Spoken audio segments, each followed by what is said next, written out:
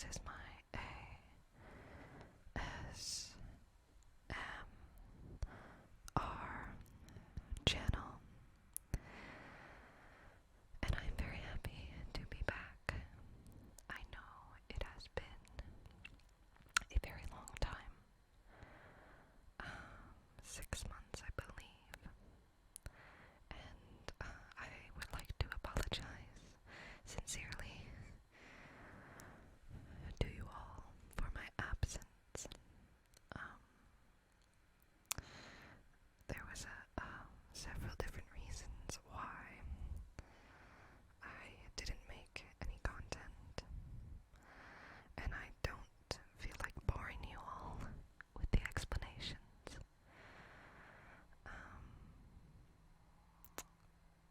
But yeah, if any of you watching are university students, I would just like to let you know that I understand how you feel, and remember to not put too much pressure on yourself, as hard as that might sound. Anyway, life problems aside, I wanted to make this video a lot, and I thought it would be nice to come back to this channel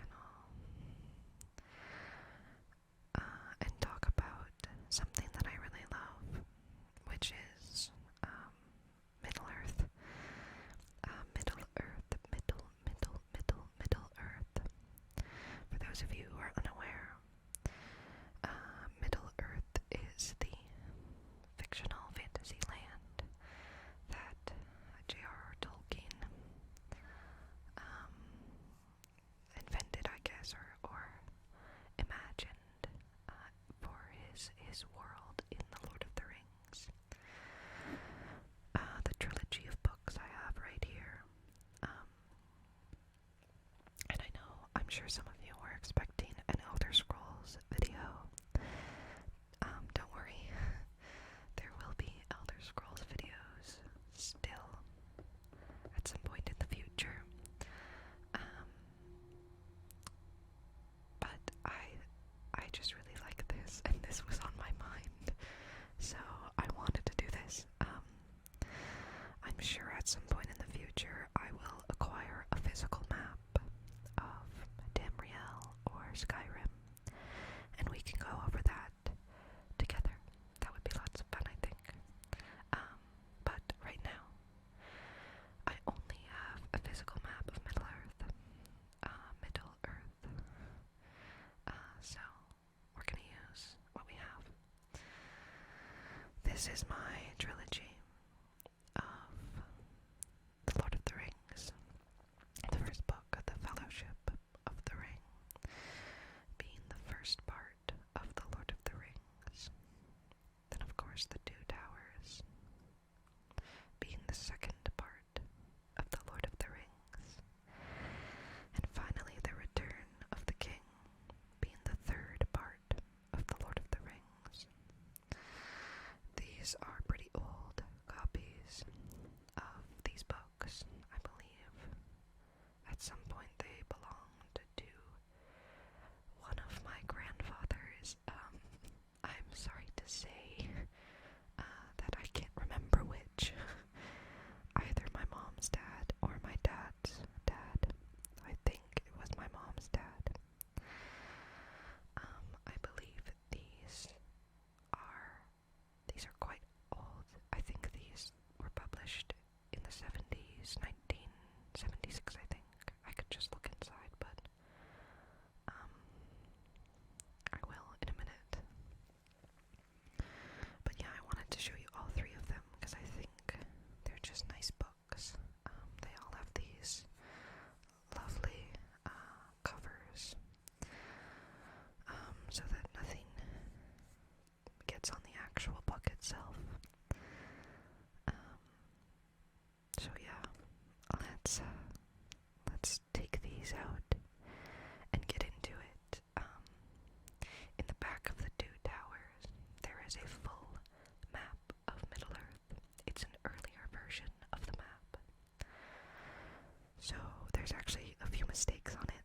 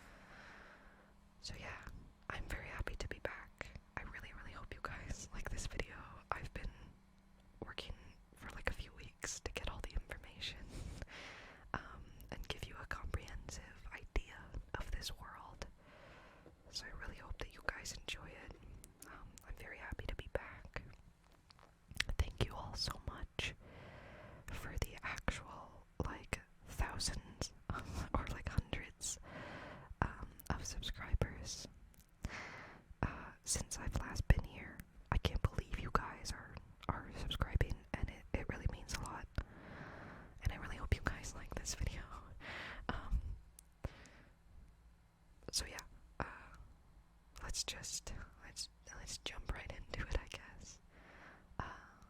That being said, if you haven't subscribed, you should do so now.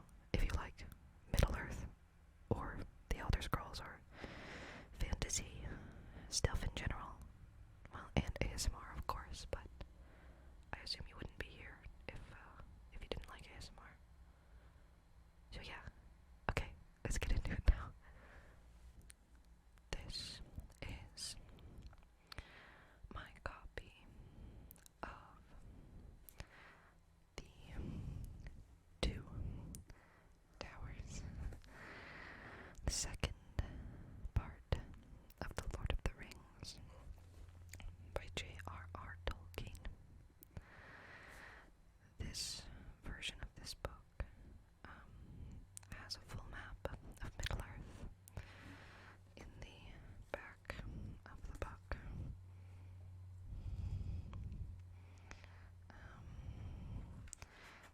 I'll have to readjust the camera to get it out. You can see the tracing, I think, on the back there. This book is focused on the events like the Battle of Helm's Deep. Sam and Frodo meet with Gollum, travel through the Emyn Muil to the southern region of Gondor called Ithilien. They arrive in Mordor by the end of the book, and the other half of the Fellowship, Merry and Pippin, come to the forest of Fangorn and convince the Ents, the trees, the shepherds of the trees, to fight against Saruman, the White Wizard.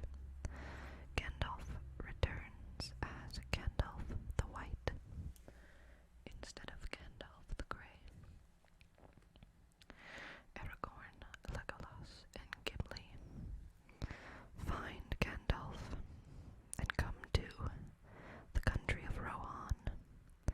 They meet Éowyn, Éomer, King Theoden. Lots of setup in this book for the last book, obviously, but still, I think this really stands out. Lots of very, very important points in this book, like the Battle of Helm's Deep, is very memorable. Sam and Frodo meet Boromir's brother Faramir and discover that Boromir has died, of course without their knowledge, because they left the Fellowship before Boromir passed. So, this is definitely a very standout book.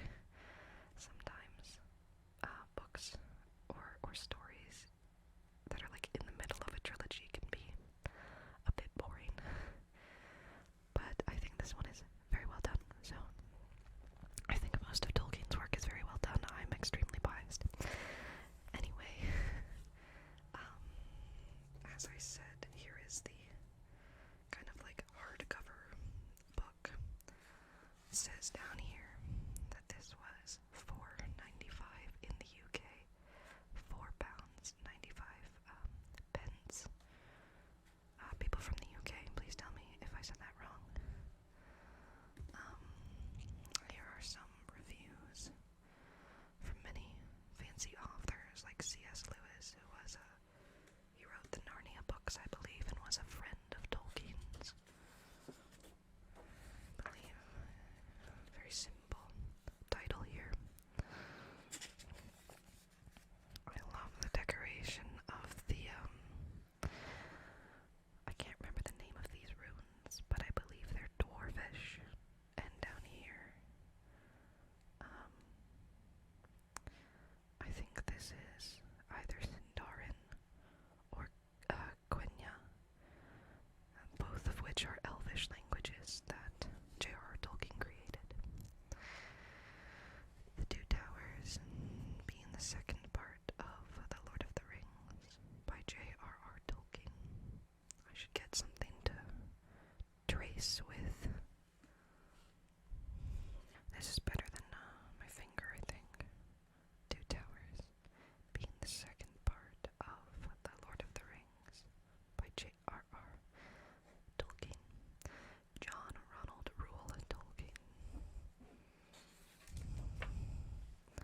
course, it has the little poem here about the rings and what they do. 3 rings for the elven kings under the sky, 7 for the dwarf lords in their halls of stone, 9 for mortal men doomed to die, 1 for the dark lord on his dark throne, in the land of Mordor, where the shadows lie, 1 ring to rule them all, 1 ring to find them, 1 ring to bring them all, and in the darkness bind them, in the land of Mordor, where the shadows lie. Very nice. On this page, these are all the editions that have been published before this one, I believe. So I believe this must be the 9th impression from 1978. Was when this book, specifically this book, was published. The first published version of Lord of the Rings came out in 1954. There's the synopsis. The contents. The departure of Boromir. So these are actually split. So this book 3, the first part is dedicated to the 3 hunters, Aragorn, Gimli, and Legolas.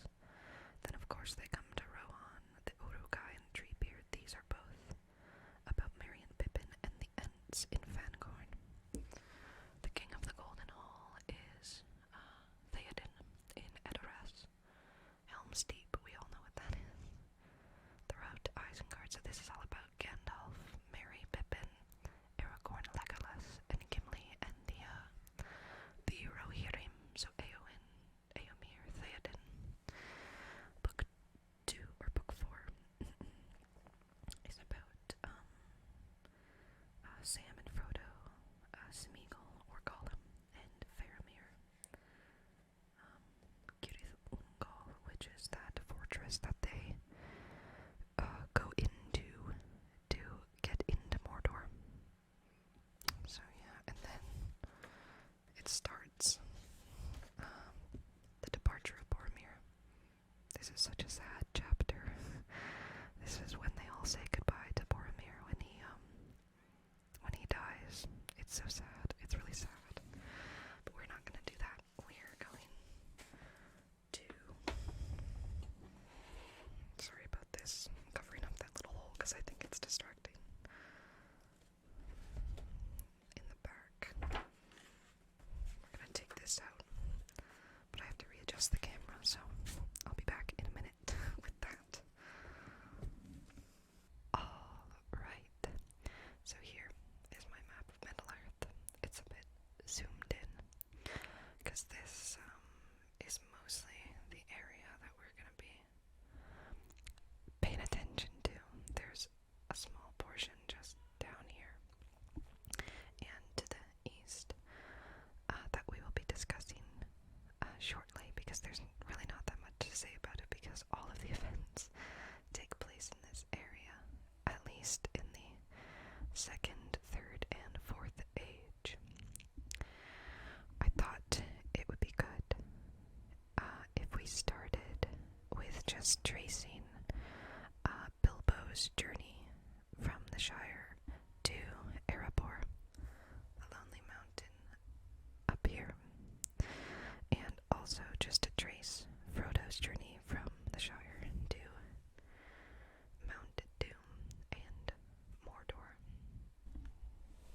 Okay, so Bilbo's journey mostly takes place in the north of Middle Earth up here.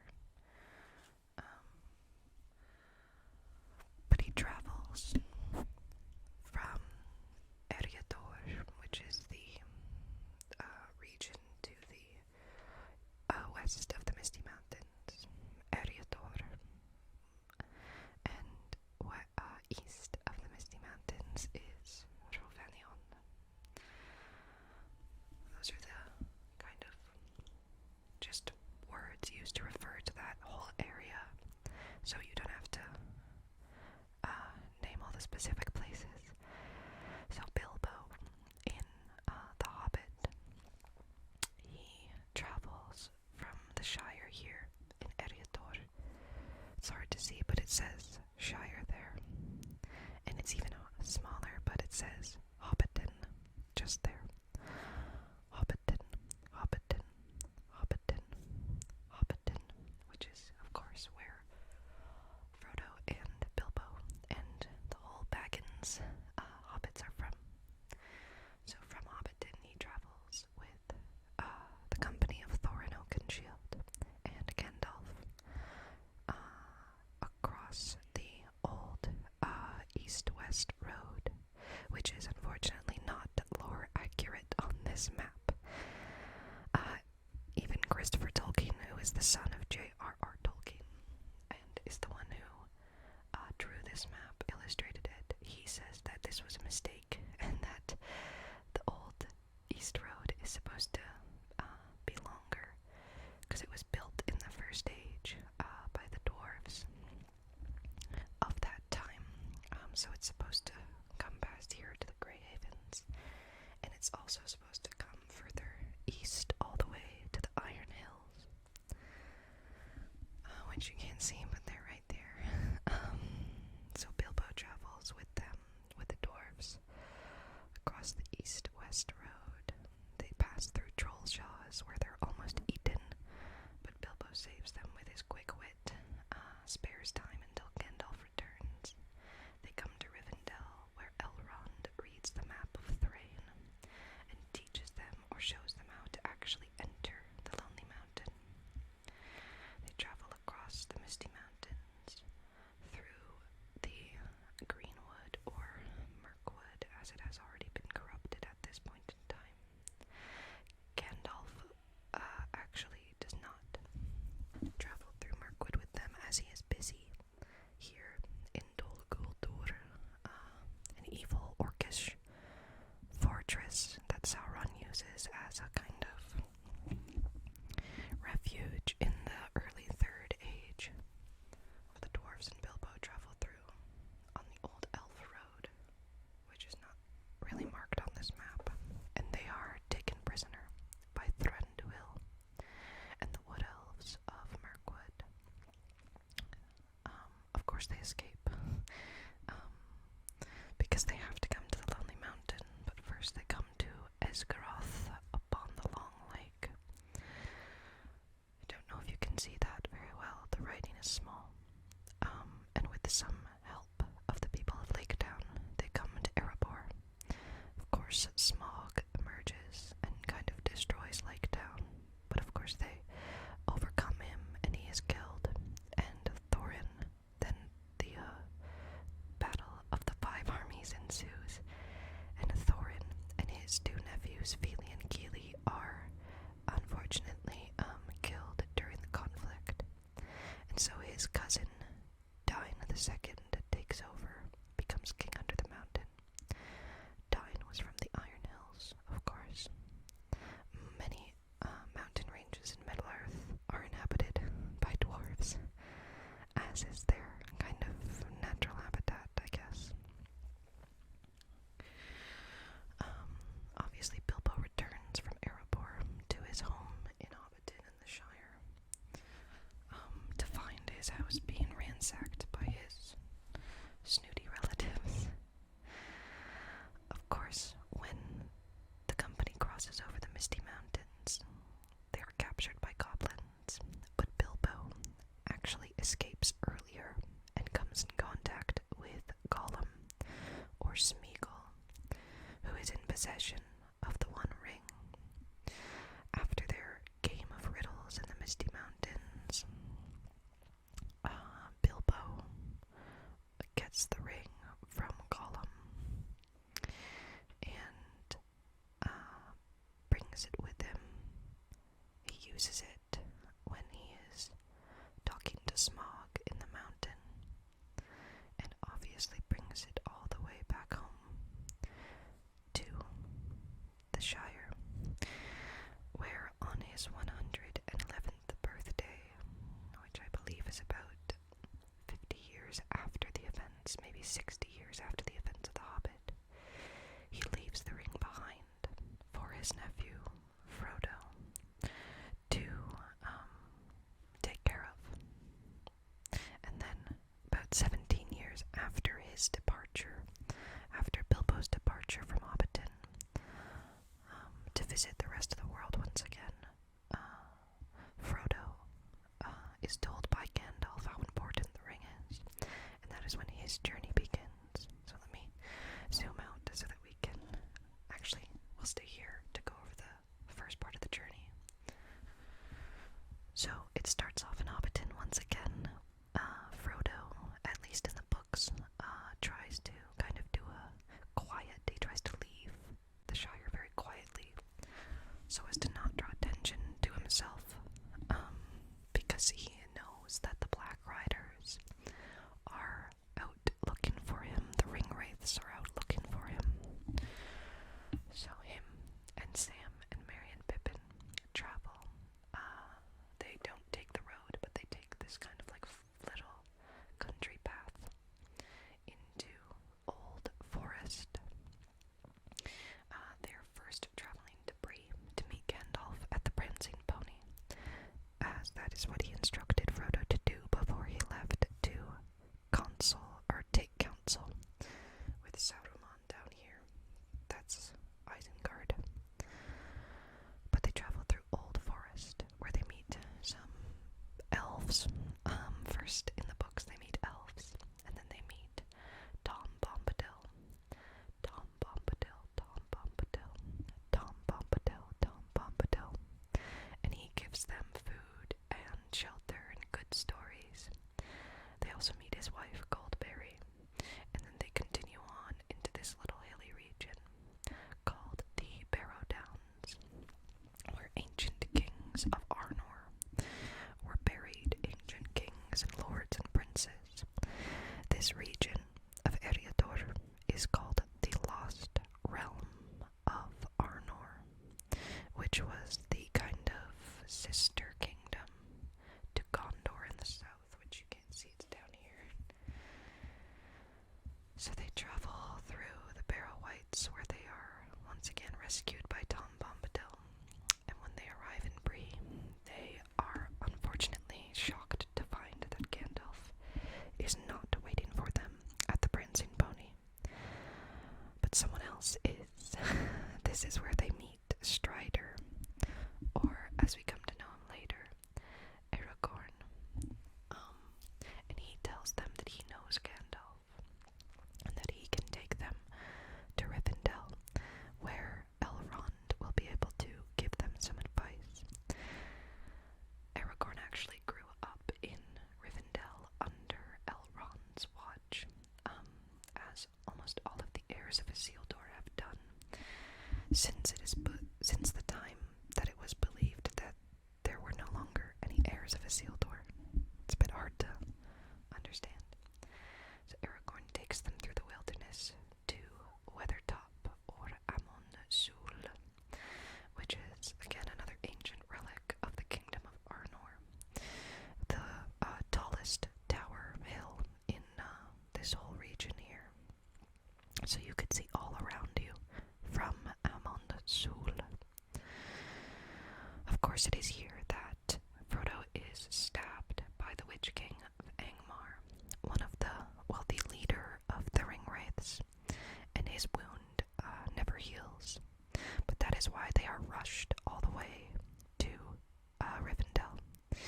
In the movies, Elrond's daughter, Arwen, comes to bring Frodo to Rivendell, and in the books, it is instead Glorfindel, who is an elven lord, reincarnated from the first age of Middle-earth, and he is older and more powerful than the Ring Wraiths, so he does not fear them, and that is why he's able to ride over the last bridge and swiftly take Frodo to safety, and healing from Elrond in Imladris, or Rivendell.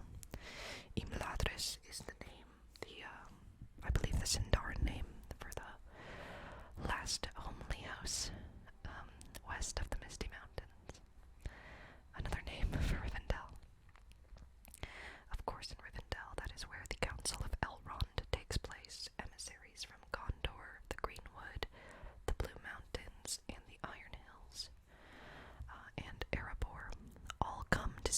council with Elrond for different reasons, and it is only then that their attention is brought to the ring and Frodo's quest.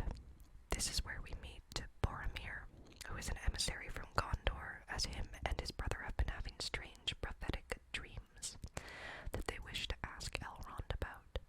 We also meet Legolas, who is an emissary of his father Thranduil from the Greenwood. He's coming to tell them that Gollum has escaped their clutches, as Aragorn actually captured Gollum before the events of Lord of the Rings, and left him in the hands of the Wood Elves in Mirkwood, only for him to escape. Gimli and his father Gloin are coming from either Erebor or the Blue Mountains. I'm so sorry, I can't remember. Because Sauron has actually been reaching out to different dwarven kingdoms and trying to convince them with gifts to join his cause. So everyone's here to seek counsel from Elrond, half-elven, because that's the kind of guy that he is. And this is, of course, where the Fellowship is formed. Frodo fully takes on the burden of being the ring-bearer. Sam follows his master everywhere he goes. Merry and Pippin are as dedicated to Frodo as ever. Boromir joins because he wants to see his city, Minas Tirith, saved from the evil that is Sauron. Aragorn has to join, not has to, but wishes to, so that again he can reclaim his place on the throne of Minas Tirith. Legolas and Gimli, I can't remember the specific reason they give in the books, but they are dedicated nonetheless, and I love them for it. So, and of course Gandalf will be their guide. The Fellowship is officially formed in Rivendell, consisting of Frodo, Sam, Merry and Pippin, Legolas and Gimli, Aragorn, Boromir, and Gandalf, and they all set off from Rivendell south to this region called Eregion, which is an ancient elvish kingdom that was formed in the Second Age and dissipated in the Second Age due to Sauron. This is where they attempted to cross the pass of Caradhras, which is, you can actually see the three mountains defined here in the mountain range. It's a mountain pass that is only sometimes traversable, and this time it was not, as the Fellowship goes up halfway and then is forced to come back down. This is what makes them travel through Khazad-dûm, or the Mines of Moria, which is of course where they lose Gandalf to the Balrog, Durin's Bane. They don't exactly have their guide anymore, so Aragorn takes over as leader and brings them out of Khazad-dûm to the forest of Lorien, or Lothlorien, or Lorelindol. There's many names for it. And this is the realm of Galadriel and her husband Celeborn.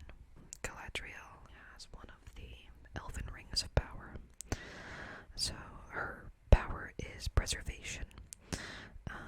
So this is where you come when you need relaxation and rejuvenation, which is exactly what the Fellowship receives from Galadriel and Celeborn. They all receive gifts from her. Sam gets his trusty elven robe. Legolas is gifted a bow of the Galadrim. The Galadrim are the soldiers of Lothlorien. Gimli asks for 3 pieces of Galadriel's golden hair, which she gives to him. I believe he inlays them in a weapon or some great jewelry of some kind to honor her. Frodo gets the vial of starlight of Erendil, which is technically the light of a Silmaril, to shine light in any, place of darkness, metaphorical or physical. Boromir is given a vision of Minas Tirith, his city, which is down here.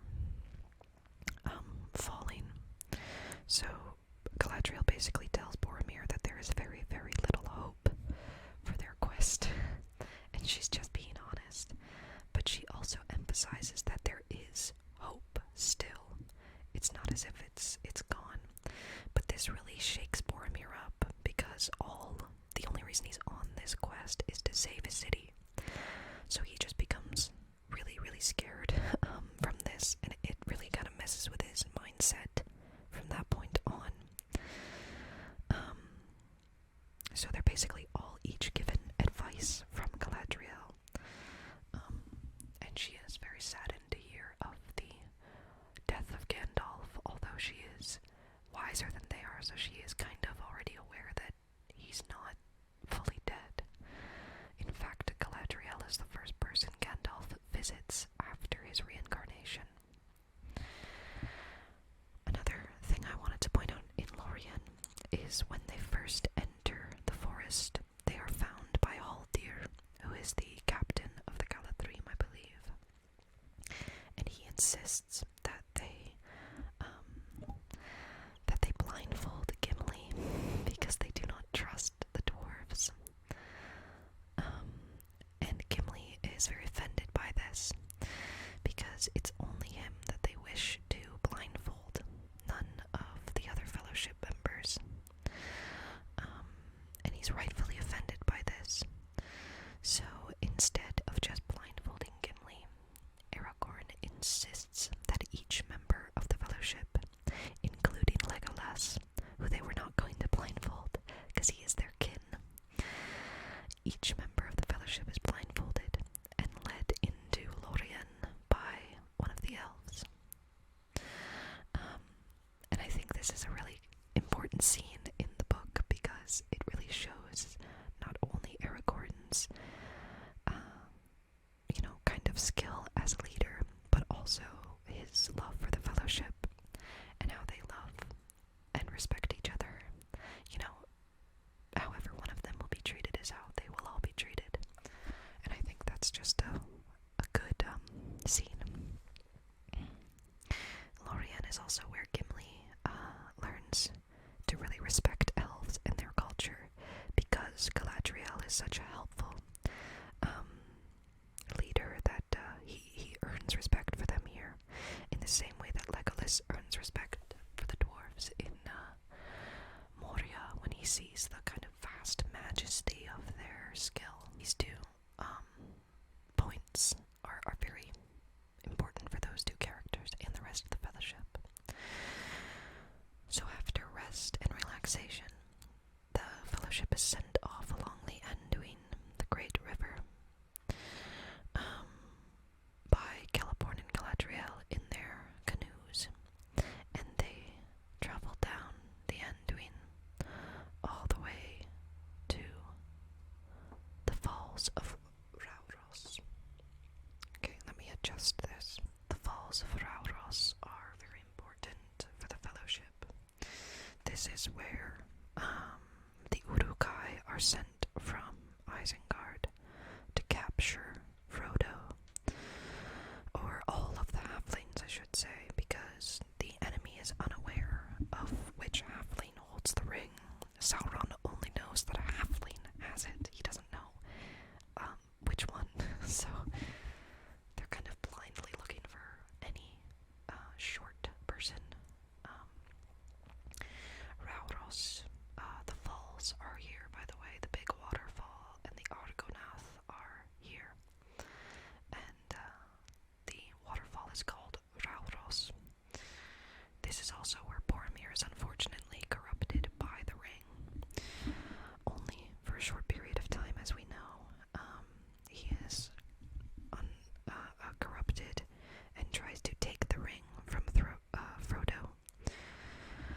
Obviously, Frodo escapes, and this is when he realizes that he has to travel alone from now on, so as not to accidentally corrupt or tempt anyone else in the Fellowship.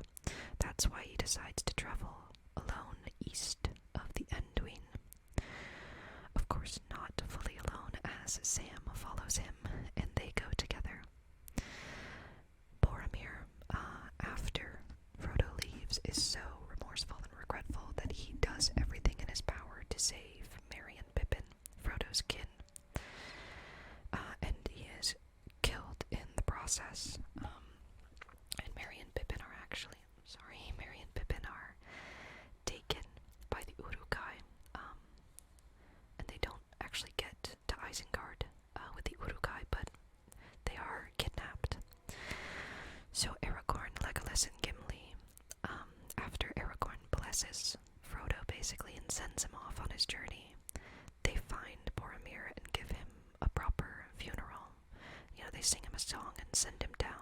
Sauros, and then they take off west to rescue Merry and Pippin, because they kind of view it as Boromir's last dying wish, and the best way to kind of respect him.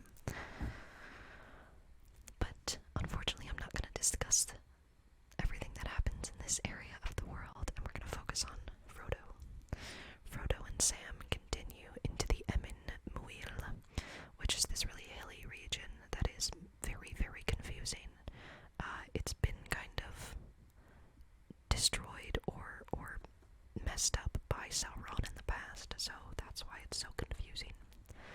It is here that they meet Gollum for the first time, and he swears on the precious, on the One Ring, to lead them into Mordor. He is unaware why at that point. He leads them through the dead marshes, and Frodo and Sam would not have been able to make it there without him. Once they come to the Black Gate, to the Morannon, which is right here, Frodo and Sam realize that there's no way into Mordor through the Black Gate that isn't watched. There's no way to really get up there without being seen. So Gollum leads them through Ithilien south. Ithilien is this Garden of Gondor, beautiful region here. On their way south to the Morgul Vale, they meet Faramir, Boromir's brother, and he informs them that Boromir died because he received this kind of prophetic dream of Boromir in his boat, flowing along the Anduin, and he knows his brother has passed. Boromir, or Frodo, and Sam are very saddened to hear this. Frodo actually assumes that the rest of the Fellowship may have also died, and he loses a lot of hope at this point. But they continue on anyway, and Faramir actually blesses their journey after hearing that Boromir was corrupted. In the books, he does not take them to Osgiliath like he does in the movies. He just basically sends them off and tells them to do their best. And they do. They come to the Morgul Vale, where they climb these treacherous stairs. They come to the top, to Cirith Ungol, which is the tower that they get to in these mountains. They encounter Shelob, the giant spider, which paralyzes Frodo. Gollum tries to actually officially kill them here and is tossed out of their little duo. They escape Cirith Ungol. Sam defeats a lot of the orcs there and helps Frodo. He gives him his ring back, and they continue their long trek to Mount Doom, where, of course, once they arrive, Frodo is unfortunately corrupted at the last second and does not throw the ring in. But this just gives Gollum his moment to tackle them both into Mount Doom, where Gollum falls to his death, and he is destroyed along with the ring, and Frodo is hanging off the edge, ready to fall in with him, because he's ashamed and humiliated that the ring did corrupt him in the end. But of course, Sam saves him, and they both escape together. Lots of other stuff happens in the Return of the King over here and further north, but we're not going to talk about that. After they destroy the ring, Frodo and Sam and the rest of the hobbits rest at Minas Tirith for a while. They witness Aragorn's coronation, and then they move back up to the Shire, which they actually find in ruins in the book, and they have to defeat all the orcs that remain there. But after that, they live there peacefully. Sam settles down and gets married. Pippin becomes Thane of the Shire, and Frodo, after 4 years, leaves for the Undying Lands with Gandalf and Galadriel and Elrond. That was Bilbo and Frodo's journeys. Now I wanted to go over just the map in general. So I wanted to start in because there's the least amount of things here. This region is called the Harad or the Sutherland. Harad in Sindarin, which is the Elvish language that is most commonly used in Tolkien's work. It's the language of the elves of Middle-earth. And the word Harad just means south in this language. So you will see a lot of words that are in Sindarin. There are two names for every place in Tolkien's world, one in English and one in Elvish. So this is Harad, Far Harad, near Harad. It's not really expanded upon so much, other than there are men, mortal men that live in this region that were unfortunately corrupted by Sauron very early. There is this city here called Umbar. There's the havens of Umbar, the city of the Corsairs. So this city was actually built by the Númenóreans, who were men of the Second Age, and remained inhabited by the men of the South, or the Haradrim, into the Third Era, or the Third Age, because it was just so well built.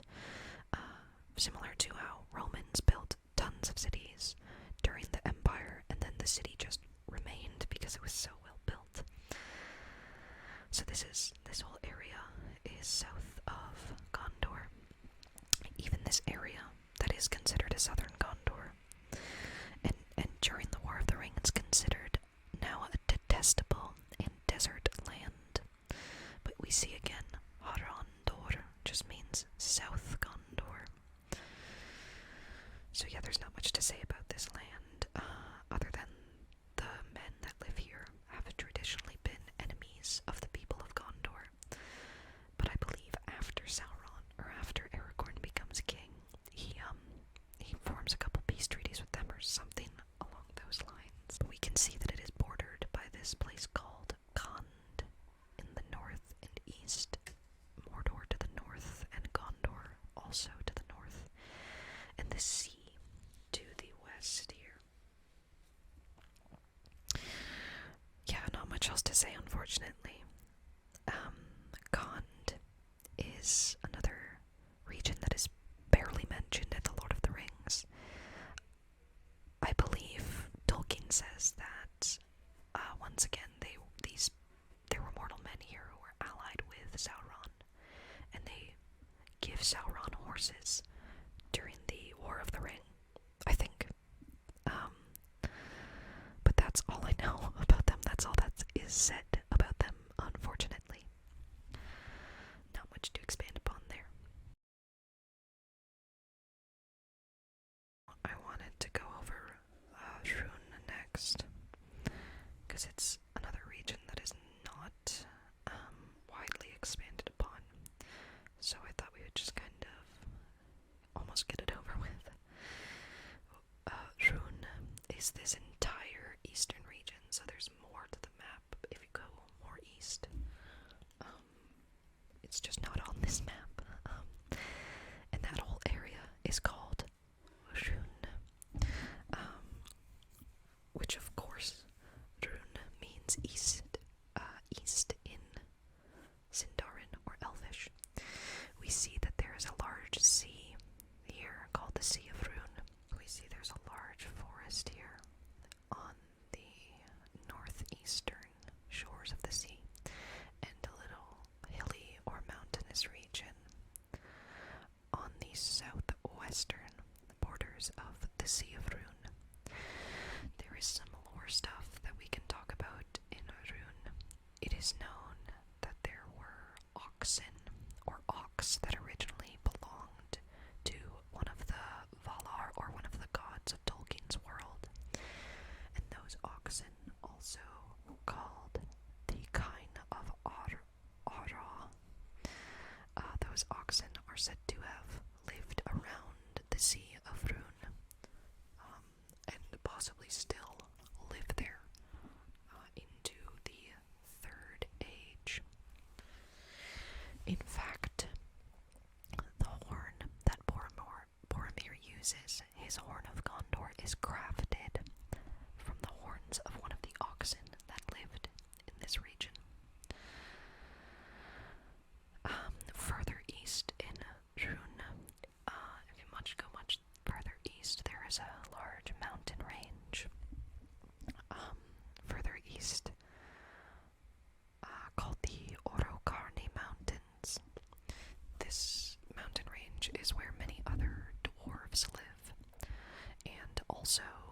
south of that mountain range is where the elves and men actually originate. So almost all of Tolkien's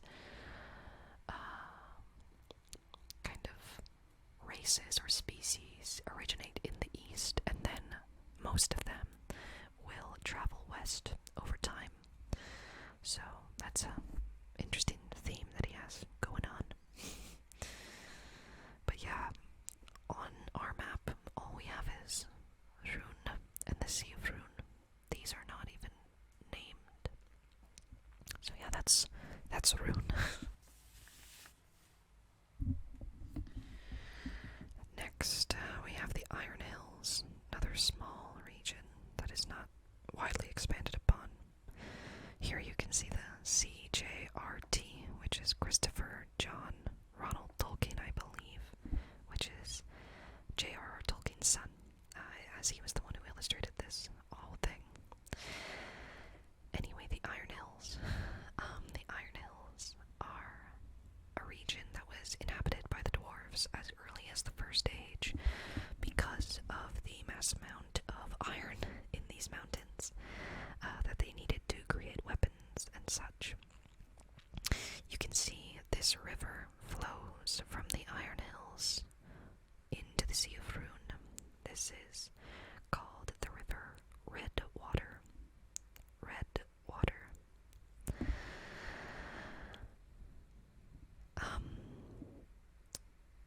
There's a lot of actual history or lore according to the Iron Hills.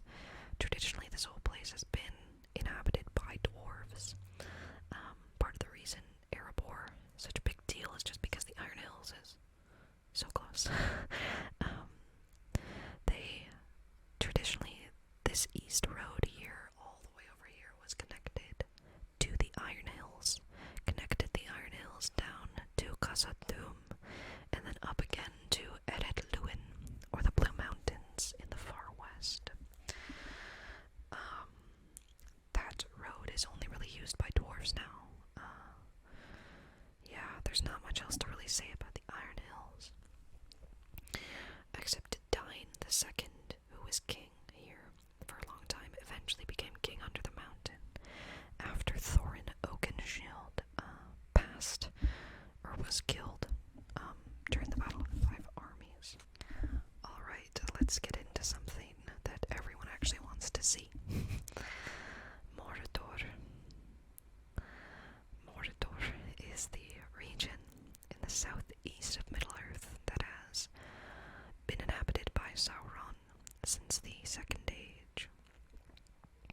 It has several features that define it, like the mountains Ered Lithwi, or the Ash Mountains, which are its northern border, and the Ephel Duath, or the Mountains of Shadow, which make up its southern and western border. Sauron actually picked this region because it was so heavily fortified naturally by mountains that he figured it would be a great place to set up camp, I guess. I couldn't find any names for these rivers, unfortunately. But as we can see, they flow into this Sea of Nurnen, which is said to be kind of gross by the Third Age, as a very common theme in Tolkien's work is for geographical locations or natural locations to become corrupted by the evil of the world. So wherever Sauron goes, he leaves, horrible things behind. As we can see very obviously with the Dead Marshes, which become this kind of haunted land after the battle takes place there. So yeah, there's this southern region which is called Nirn. This whole region is not very much explored because our heroes don't come down here. But it's said to be a confusing and jagged landscape overall.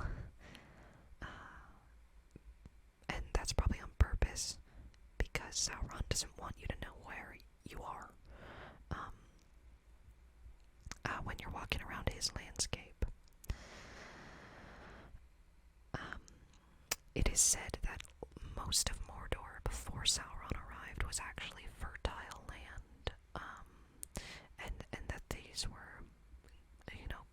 places to live until the arrival of Sauron. Of course, we have Mount Doom right here, very prominent geographical feature. The huge volcano where the One Ring was created and destroyed. It is also called Orodruin, which is it's either the Sindarin name or the Black Speech name, which is Black Speech is what the orcs and Sauron speak. That's their language. Here is Barad-dûr, or the Dark Tower, where Sauron's eye watches all of Middle-earth through his magic. Up here in the northwestern region is the Morannon, or the Black Gate, and this little region called Udun, which is the most common entrance into Mordor. This is where the last alliance of men and elves came to attack. This is where Elendil was killed, and Gil-galad, who was the last High King of the Noldor, was also killed. That's why this area is called the Dagorlad, or the Battle Plain, because that is where it took place.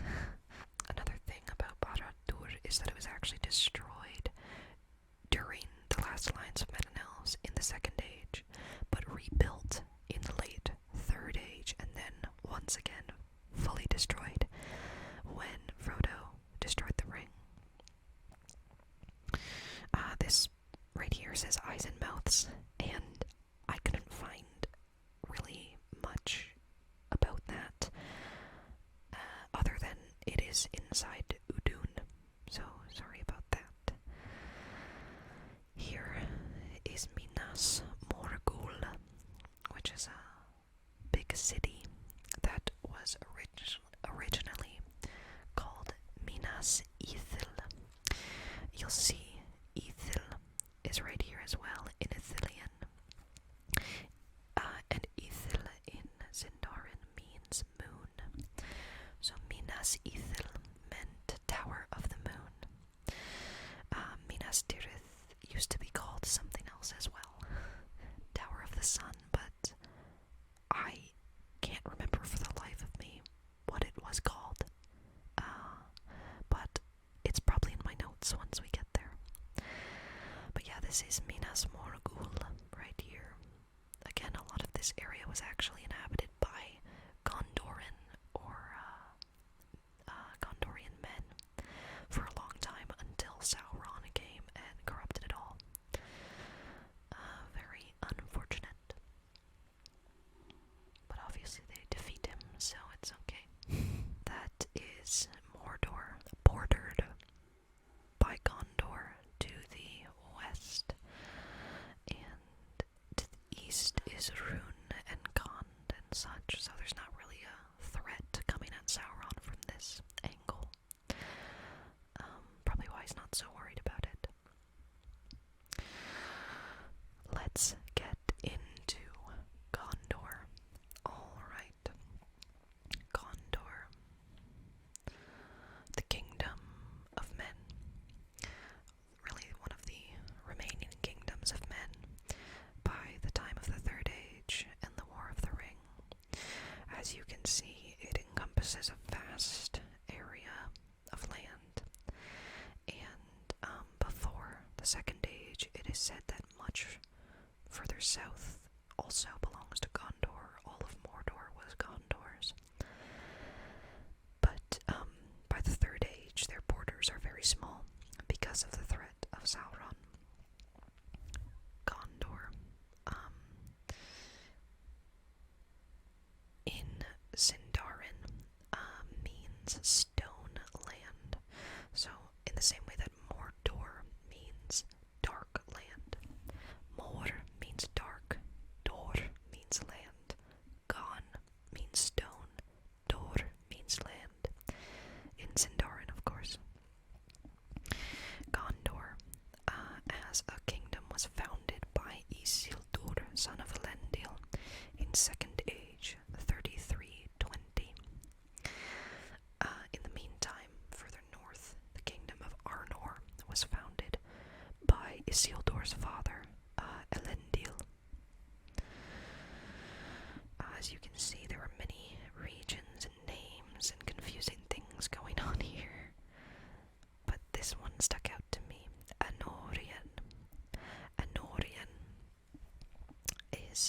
this kind of region just north of the White Mountains, the Arad Nimrais. Arad Nimrais.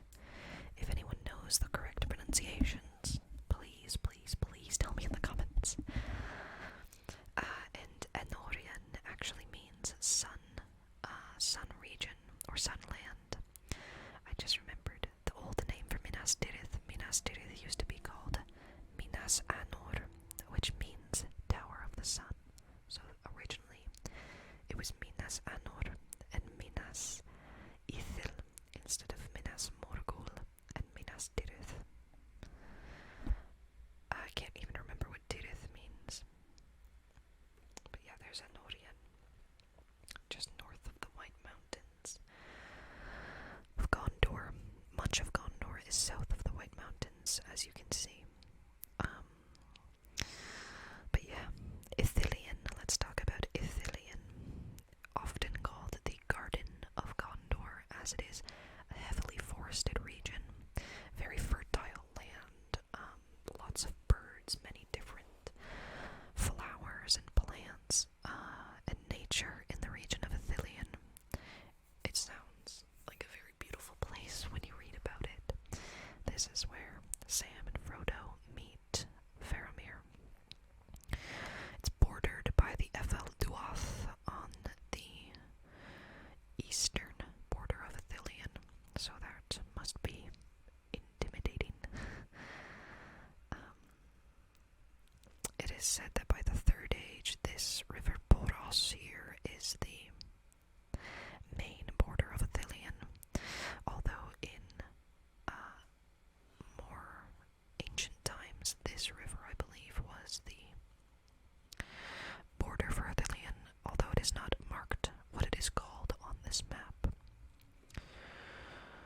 And this road leads from the Morannon through Ithilien into Harad, and it is called the Harad Road, or the South Road. So yeah, Ithilien is divided in this map into South Ithilien and North Ithilien by right here.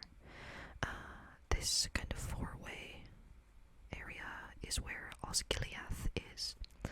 Osgiliath was originally the capital of Gondor until it was destroyed and made ruined by Sauron. I believe in the in the Third Age. In the Third Age, it was capital of Gondor until Third Age 1640. It actually stood on both sides of the Anduin, although that is hard to see here as the Anduin kind of flows. It looks like it goes through Minas Tirith. Those are the mouths of the Anduin. So Osgiliath was kind of this great city, which was obviously, unfortunately, destroyed by Sauron, and it made this kind of border between North and South Ithilien. Of course, Minas Tirith is the city that many people remember from The Lord of the Rings, because it is the capital during the War of the Ring. And it was renamed Minas Tirith in Third Age 1640 when it was made the new capital after Osgiliath. Minas Tirith means the Tower of the Guard, and it's home to the White Tree, which Isildur planted in Third Age 2, after he did not destroy the ring. So, yeah, there's lots more history to all of this place, but I'm not going to go in depth right now because there's so much to cover. So if you want a more in-depth history about Minas Tirith, let me know in the comments. Another thing pointed out here is Mount Mindoluin, which is this highest peak in the East White Mountains, and there are ancient paths that lead up to the peak of the mountain, which only the kings of Gondor are allowed to go up.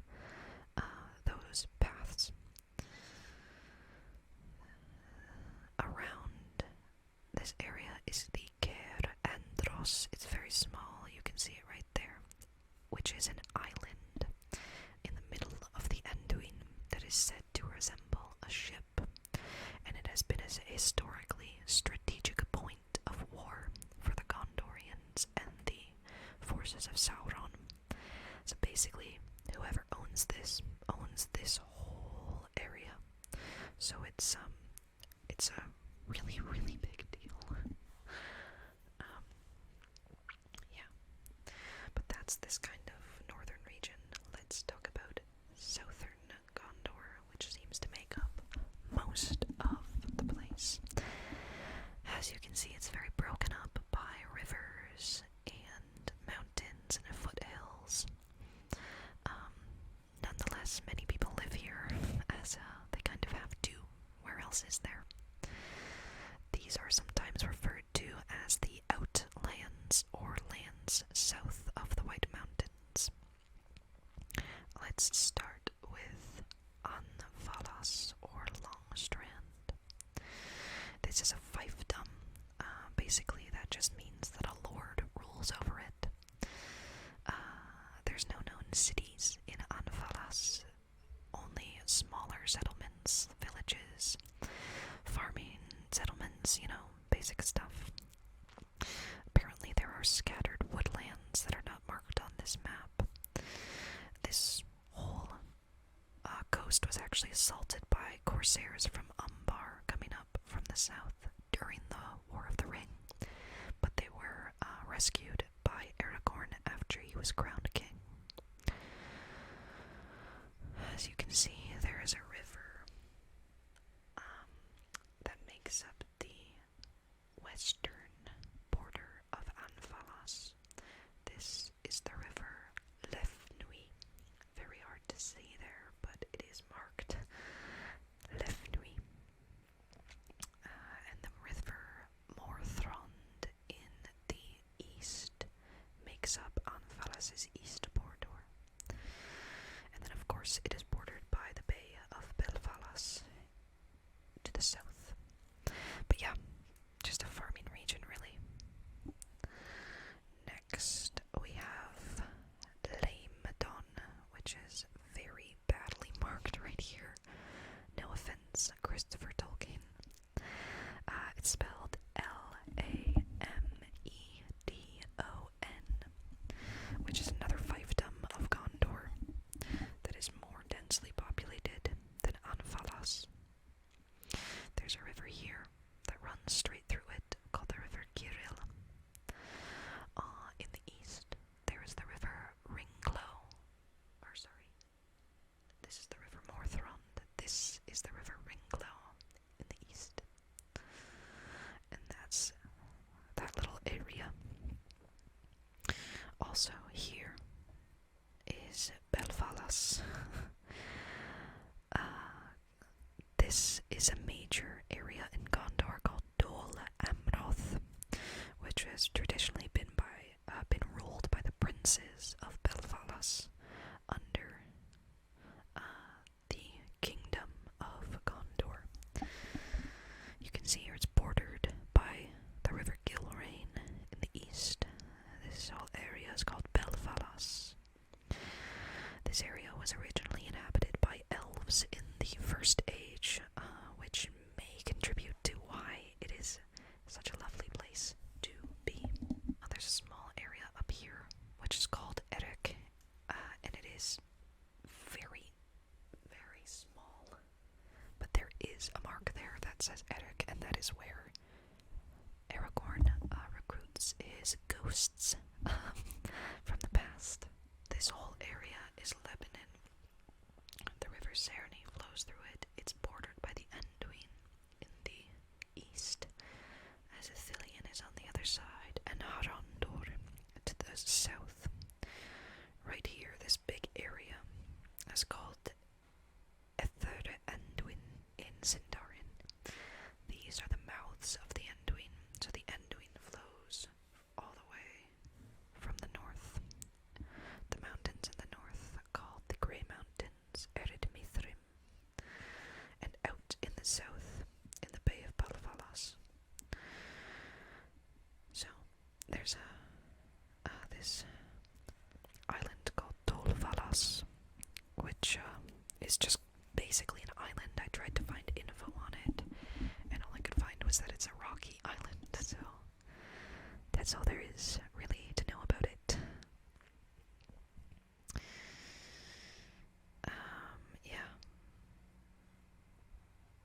there's also this area just south of Minas Tirith, which is called the Las Arnor, which is one of the most densely populated areas in Gondor, and it's mostly made up of farmers, so they provide most of the food to Minas Tirith.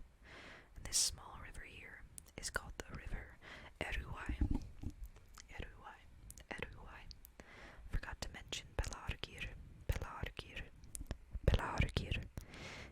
which is just a major city in Lebanon, which is on the river Anduin, as you can see. Pelargir, and I like to say it.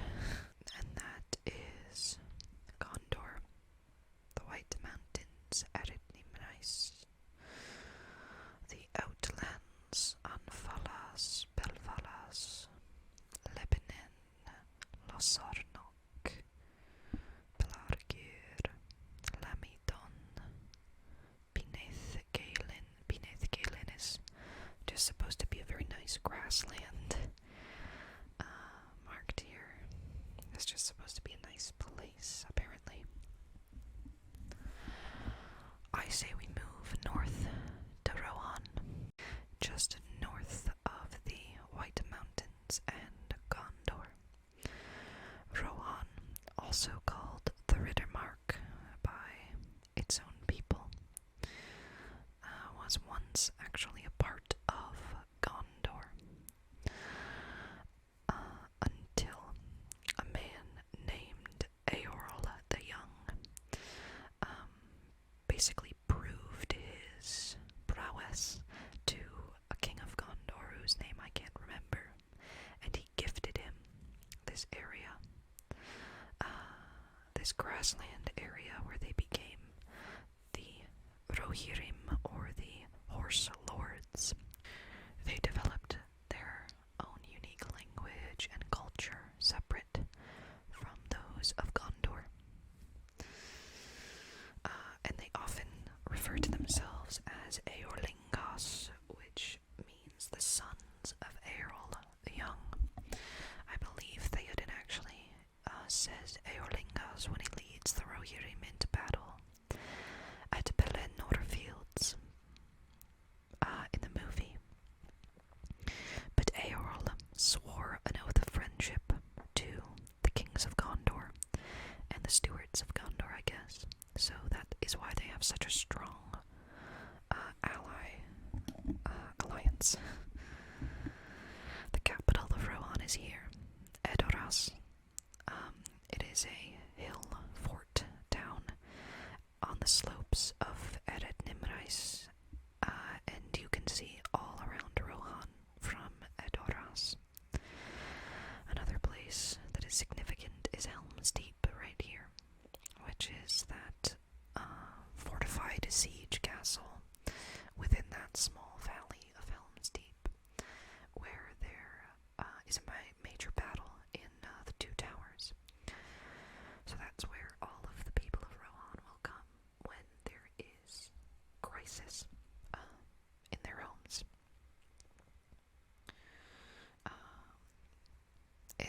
The actual stronghold within Helm's Deep is called the Hornburg. Helm's Deep more so refers to the actual valley that the Hornburg is in. The borders of Rohan, let's talk about the borders. So in the west, there is this border, which, let me see, I can't see what that says. This river is called the River Glendin, or the River Glenduin. This river is the River Eisen. I think this part of this map is actually wrong, and this says Swanfleet. Swanfleet is supposed to be up further north, and this is supposed to be the River Eisen, not the River Glenduin. For our purposes, it is the River Glenduin. It's bordered by the south White Mountains right here.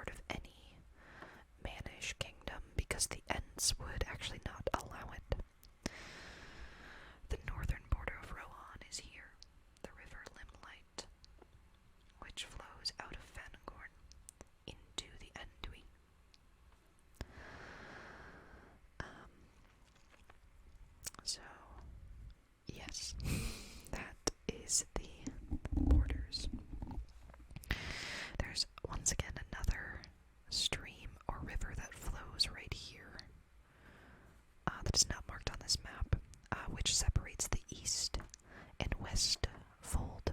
So that's why Theoden says, "Where was Gondor when the West Fold fell?" He means this area. Also marked on this map is the East Emnet and the West Emnet. Only thing I could find about this is that the East Emnet is east of the Entwash. The river Entwash flows out of Fangorn, and west of the Anduin. This is west of the Entwash, and that's it really. This is called the Wold, W-O-L-D. This is just upper grasslands of Rohan. They're mostly destitute, and not really, there's not really any villages or anything here, because this area was destroyed a little bit after the War of Elves and Sauron in the Second Age. In the Second Age, during that war, Sauron destroyed majority of Rovanion and Eriador, and that's all that's really mentioned on this map of Rohan. Obviously there's the gap here of Rohan with Isengard built in there, which I will talk about after I talk about Rovanion as a whole. So yeah, again, there's tons of lore and history about Rohan, but I have so much else to cover, so if you want a video about that, you have to let me know in the comments. For now, we're going to talk about Rovanion. I think we're going to start with the Anduin. So the Anduin is this major river here that flows from the Ered Mithrin, or the Grey Mountains, in the north. I'll get a better view on those later. The Anduin flows down from them, past the Greenwood. It has other rivers that flow into it, past Mirkwood, past Lorien, past Khazad-dûm, past Fangorn, all the way down past here, further south, until it lets out in the Bay of Belfalas. It's obviously a very prominent border between West and East in Middle-earth, and that is why Rovanion is a big deal. It's not actually east of the Anduin, but it is east of the Misty Mountains.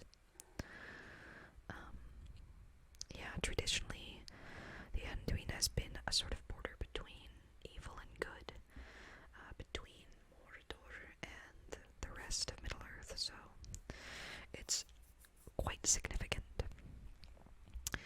Right here, you can't see it. Okay, well, right there is called Sarngebir, and it's just this very rocky, dangerous area directly before the Falls of Rauros. And it was important to mention because it is in the Anduin.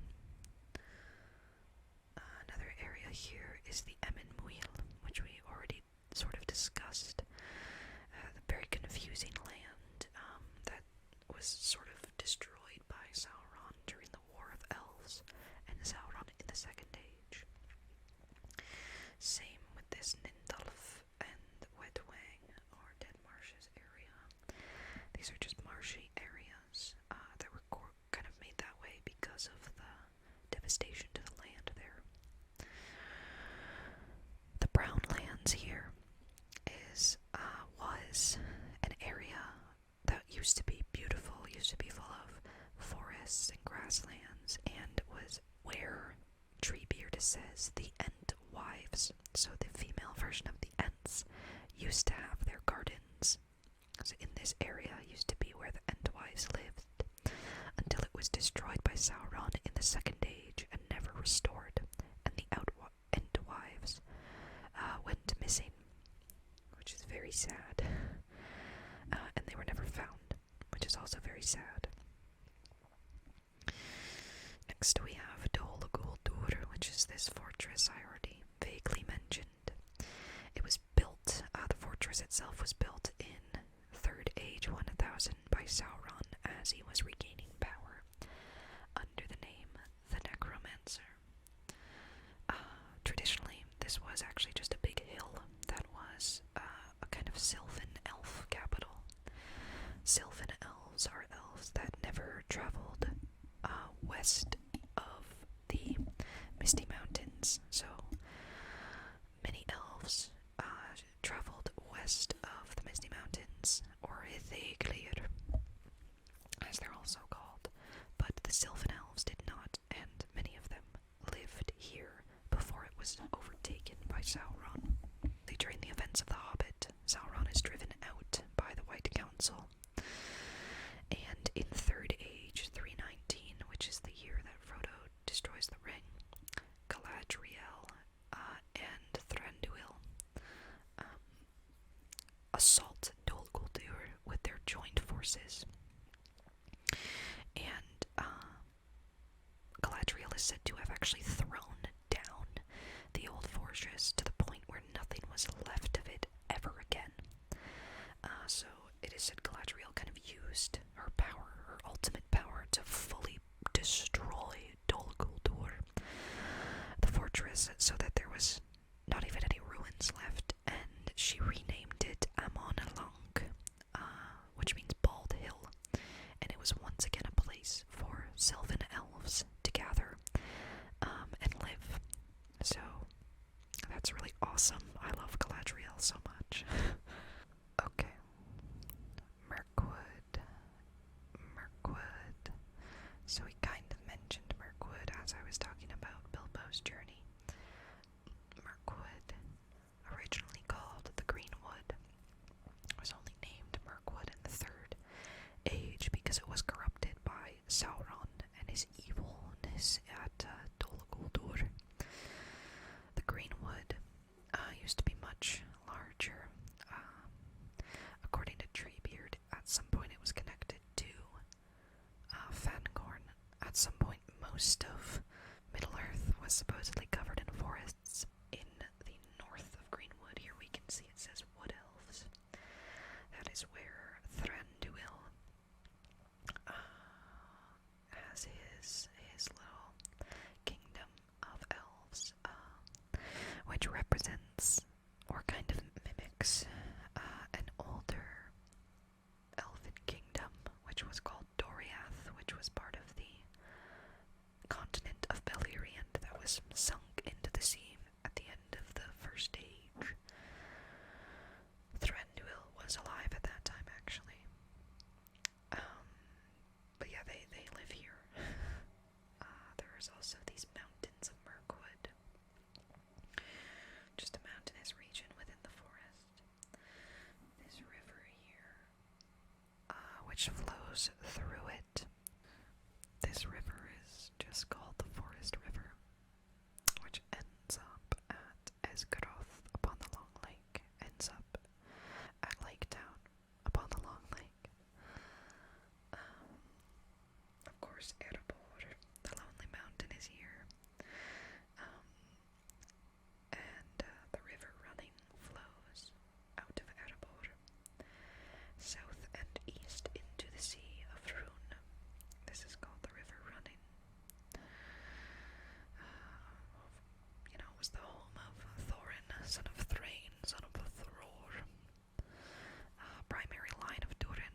After Khazad-dûm is abandoned, after Moria is abandoned. Of course, even after Moria is abandoned and they come to Erebor, Smaug comes from the north and takes Erebor for himself and destroys the city of Dale, where many men used to live. Here is Ered Mithrin, which are the Grey Mountains. This area called the Withered Marsh, or the Withered Heath, I should say. This area is said to be where dragons used to breed. It's said to be deserted and desolate by the Third Age. But this is where many believe Smaug came from. Of course, even farther north is the Northern Waste, or the Forad Wyth. Forad, again, meaning north in Sindarin. So there's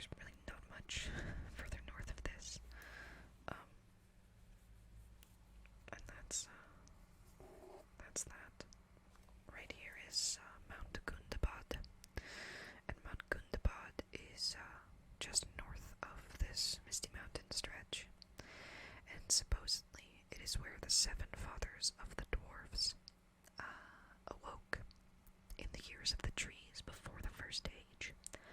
So it is a holy sacred place to the almost all dwarves.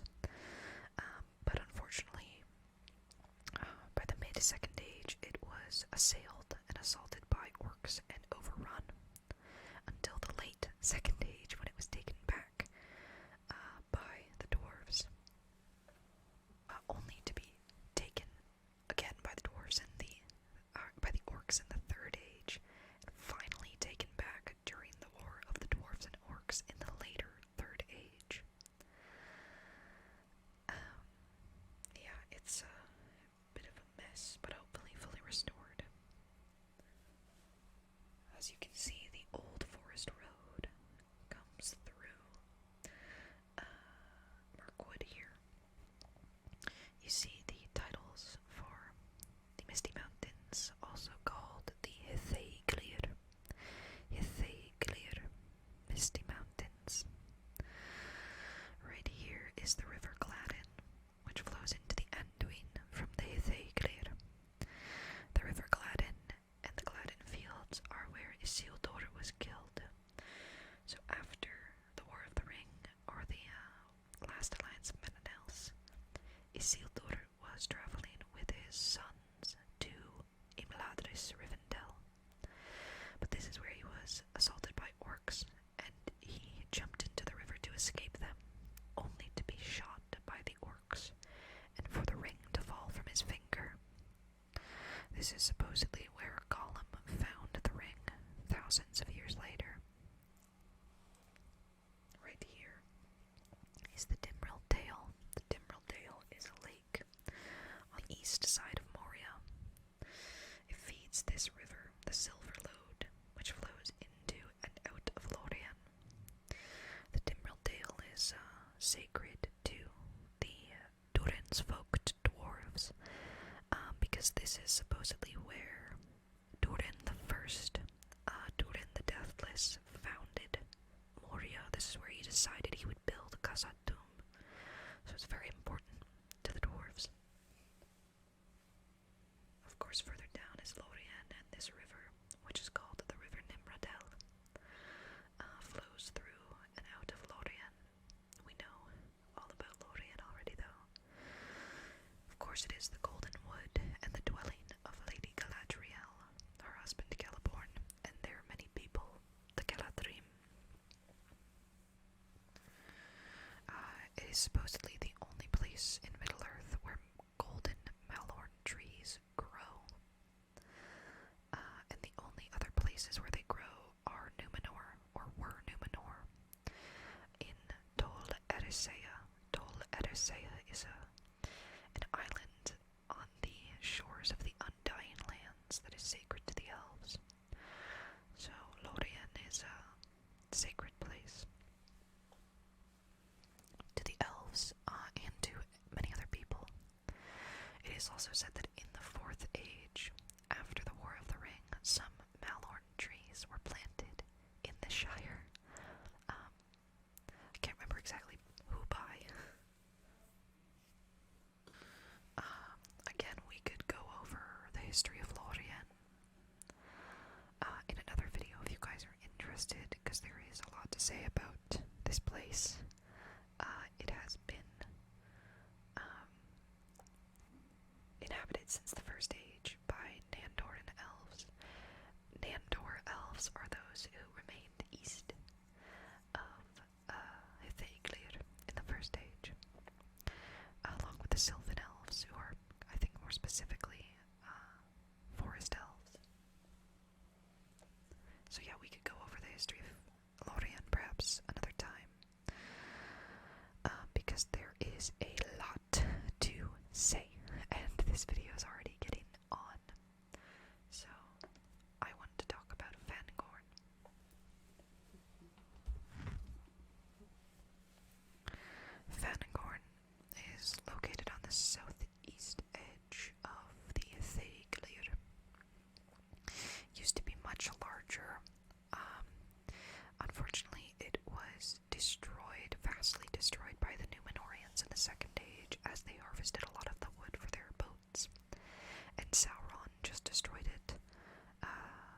because that's what he does. So it's very small by the Third Age. It used to be connected to the Old Forest in Eriador, which is crazy because that's very far away. Fangorn, the word itself, is actually another one of Treebeard's names. So Fangorn was named after Treebeard. It's often viewed with superstition by men and elves. Not so much elves, but men and dwarves alike by the Third Age. The river Entwash, you can see, flows out of the southern end into the Anduin, and the river Limelight flows out of the north into the Anduin once again. The Rohirrim supposedly view Fangorn with less of a superstition than others, and they refer to it as Entwood. The last thing I want to talk about in Rovanion is Isengard, right here, also called Orthanc, as the tower itself is called Orthanc. It was built by the Númenóreans in the Second Age, but inhabited by Saruman by the Third Age. This little valley that it is in is called Nan Gurunir, which means Saruman's Vale. Gurunir is another name for Saruman in Quenya, actually, in a different Elvish language. So it was a great fortress built in the Second Age, by the Dunedain, which are descendants of Númenóreans. Aragorn is a Dunedain.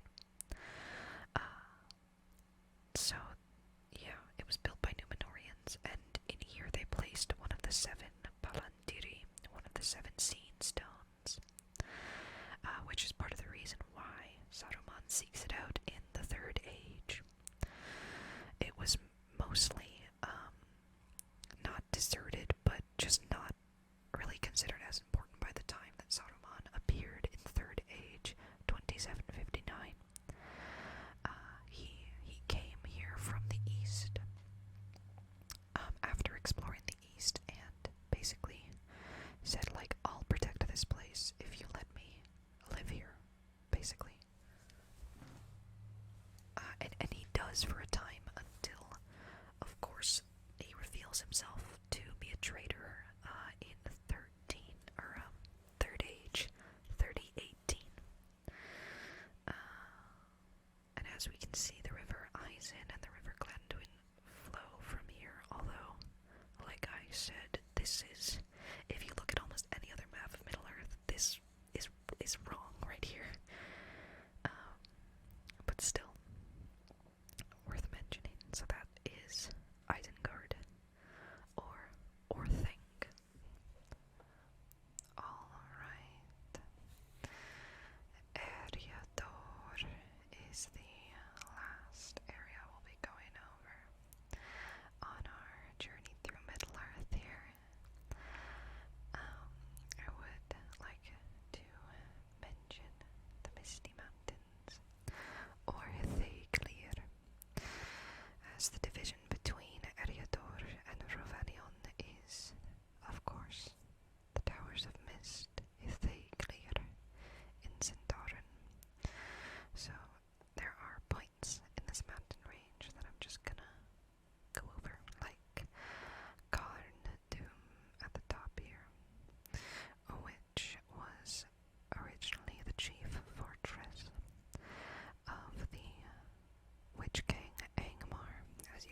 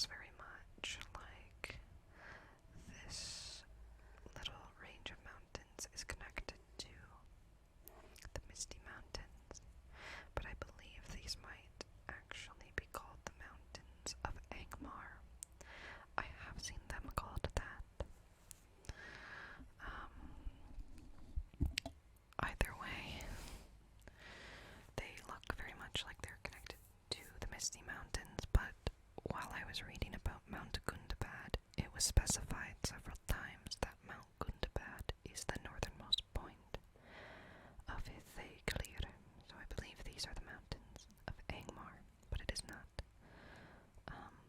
distinguished on this map or made obvious. Another thing about the Misty Mountains or Ithaclir is that Khazad-dûm, or the Mines of Moria, are located underneath the kind of almost middle point right here of Ithaclir.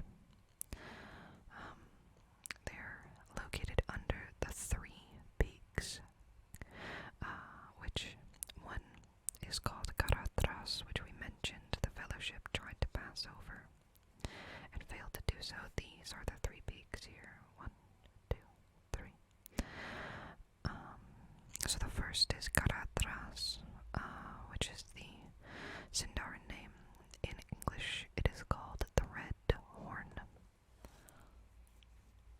The next one is called Calipedil in Sindarin, and in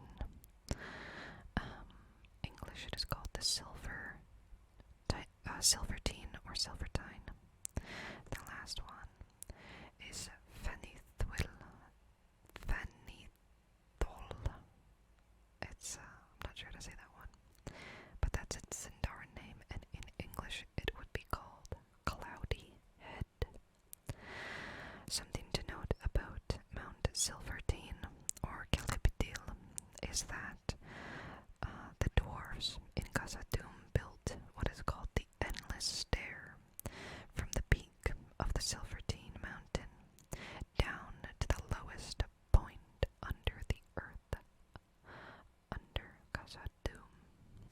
Further down, I'm not sure if you can see, but in Isengard, or just in the valley of Isengard, on the southernmost peak of Ithaclir, is the peak of Methydras, which is Sindarin for last peak. So that's very far, the southernmost peak of Ithaclir, and as you can see, there are several rivers that flow out of Ithaclir in the Misty Mountains. Some we have already mentioned, like the River Gladden, the River Silverlode, the River Nimrodel, named after the tragic elven woman Nimrodel. We have the River Loudwater, or Bruinen, which is one of Rivendell's borders. The River Metaethel, also called the River Horwell, which the River Bruinen and Metaethel flow, both becoming the River Gwaithlo or Grey Flood, both of which leading to the sea, of course. There is this tributary here, which is not marked on this map, but I think it's in my notes somewhere. Of course, north of Ithaclir in the Misty Mountains is the Northern Waste, also called the Forod Waith, Forod meaning north in Sindarin. This is just a large icy expanse north, very far north. Cold. Traditionally in Tolkien's work, the north has been where many evil things have occurred. Morgoth, who is the master of Sauron, in the First Age, many of his fortresses were in the north. Obviously, Sauron did not follow in his footsteps, at least geographically, moved southeast. The north, or Forodwaith, is believed to have had men live far north in the First Age, but by the time of the Third Age they had moved south Rochelle, which I will talk about more in depth later. So that's the northern waste. Here was of old the witch realm of Angmar. Angmar, which means iron home, was a realm of a very evil man who was corrupted by one of Sauron's 9 rings gifted to men. The goal of Angmar is to wipe out the remaining Dunedain of the kingdom of Arnor, as much of his goal when he first rose to power was to destroy any men left in Eriador, which he was not fully successful at. He was almost successful at that. But just south of the witch realm of Angmar are the Etten Moors. Here is a small hilly region where many trolls live, as the word Etten is an Old English word for troll. Clearly inspired Tolkien in some way. It is well documented that much of Tolkien's language penchants for linguistics derives from his interest in Old English and Old Norse. So, the Etten Moors. Etten Moors. This is actually, unfortunately, where Aragorn's father, Arathorn, was killed by a troll in this region of Etten Moor. South of the Etten Moors are the troll shaws in this region called Rudor or Rudar. I'm not sure how to pronounce it. Just south of the Etten Moors. Originally, it is said that the borders of Rudar spanned from Weathertop to the Bruinen, and the southern border was the East Road. Arnor originally was a Manish kingdom. Its borders were somewhat like this kind of area, but eventually Arnor was split into 3 kingdoms, Rudar being one of them, stretching from here to here kind of area. But now on this map it's just marked here. This area is mostly populated by native hillmen. Very little Dunedain have lived here in the past. Dunedain, again, are the descendants of the Númenóreans, Aragorn being one of them. It is said that this is the region where the first Stoor hobbits came into Eriador over the Misty Mountains from the east. So, of course, we have another story of one of Tolkien's species coming from the east and moving over to the west. This is where the hobbits first emerged, from the Hithaglir. Obviously, eventually the hobbits moved through Eriador to fully settle in the Shire. Many Dunedain actually fled from Rudar due to the threat of Angmar just to the north. The Trollshaws is where Bilbo and Thorin's company were almost eaten. That's just a small woodland area where I guess trolls have been seen to move about. And Rudor actually means troll shaws in Sindarin. Yeah. Of course, just east of Rudar is Rivendell, or Imladris. There's even a little ford that is marked on the map there, where this area is kind of under Elrond's protection.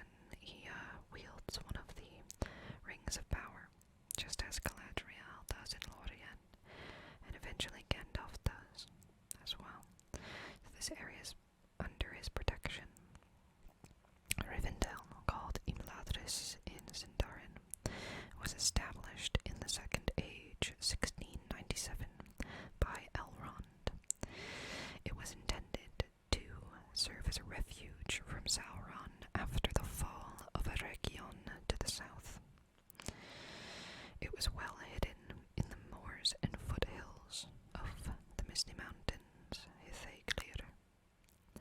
its western slopes.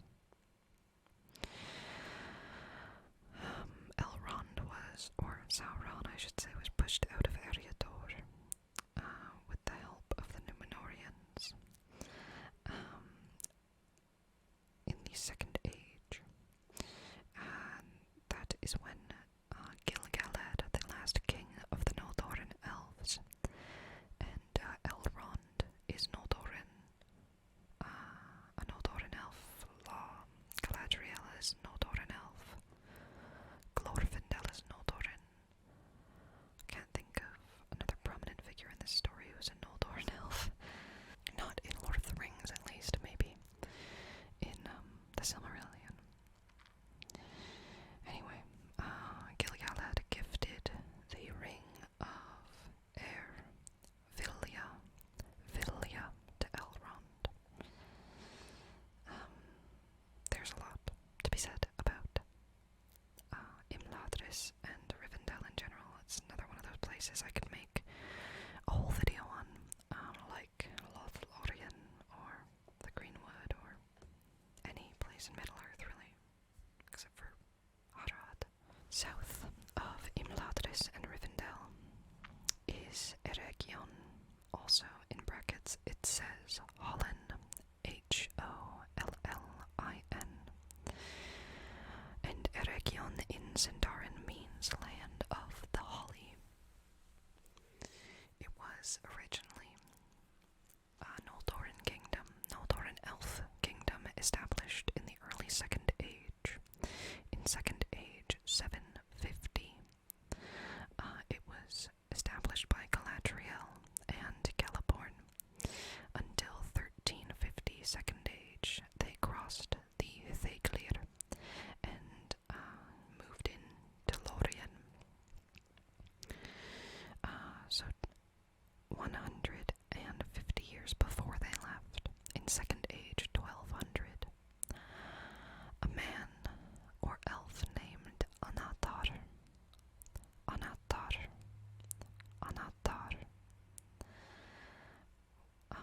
which his name means giver of gifts. He was a master smith, and he befriended Celebrimbor, who becomes Lord of Eregion in Second Age 1350 when Galadriel and Celeborn leave. So Anatar comes to Eregion and teaches Celebrimbor, Lord of Eregion,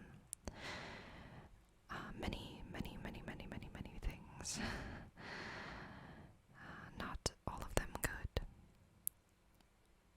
And with the help of Celebrimbor, who is the grandson of an elf named Feanor, who has a lot. I have a lot to say about Feanor. But he is from the Silmarillion, so maybe in another video. Regardless, Celebrimbor kind of helps Sauron, Anatar, to create the 7 dwarf rings and the 9 man rings. But in secret, Celebrimbor creates the 3 elven rings, which Sauron could not control as he had not helped in the creation of them.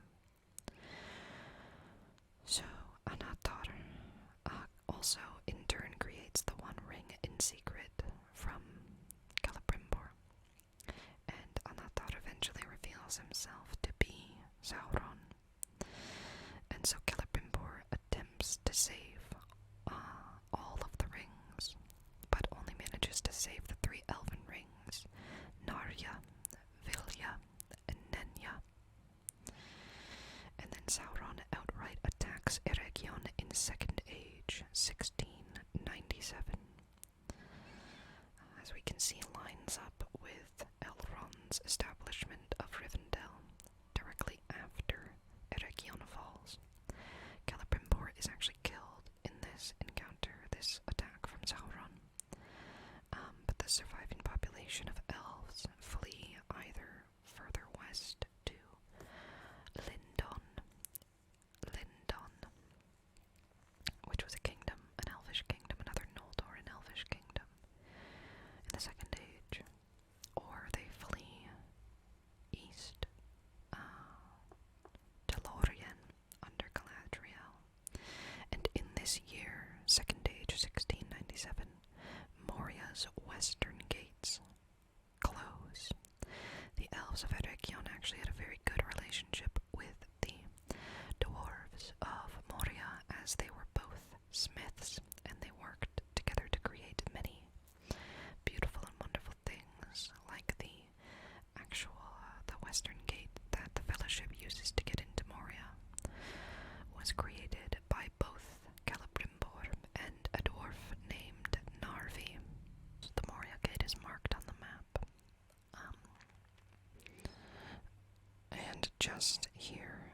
said I would remember what this was called. It's in my notes. This is the river Glandwin. Again, remember that this map isn't entirely correct, because at the time it was published, the Tolkien's hadn't exactly decided where everything was officially. So this is the river Glandin or Glandwin. Of course, further south than that, we have Dunland and Enedwaith. This is the old south road that leads from Fornost in the north, which I will discuss in a little while. Dunland or Enedwaith. Dunland is the eastern region of the Enedwaith region, so this whole region is Enedwaith, and this is Dunland. It's just the western foothills of the Misty Mountains, where some men who are called Dunlandings, which are men of non-Numenorian descent, they live in this area. Sometimes they pose a threat to the men of Rohan in the south here.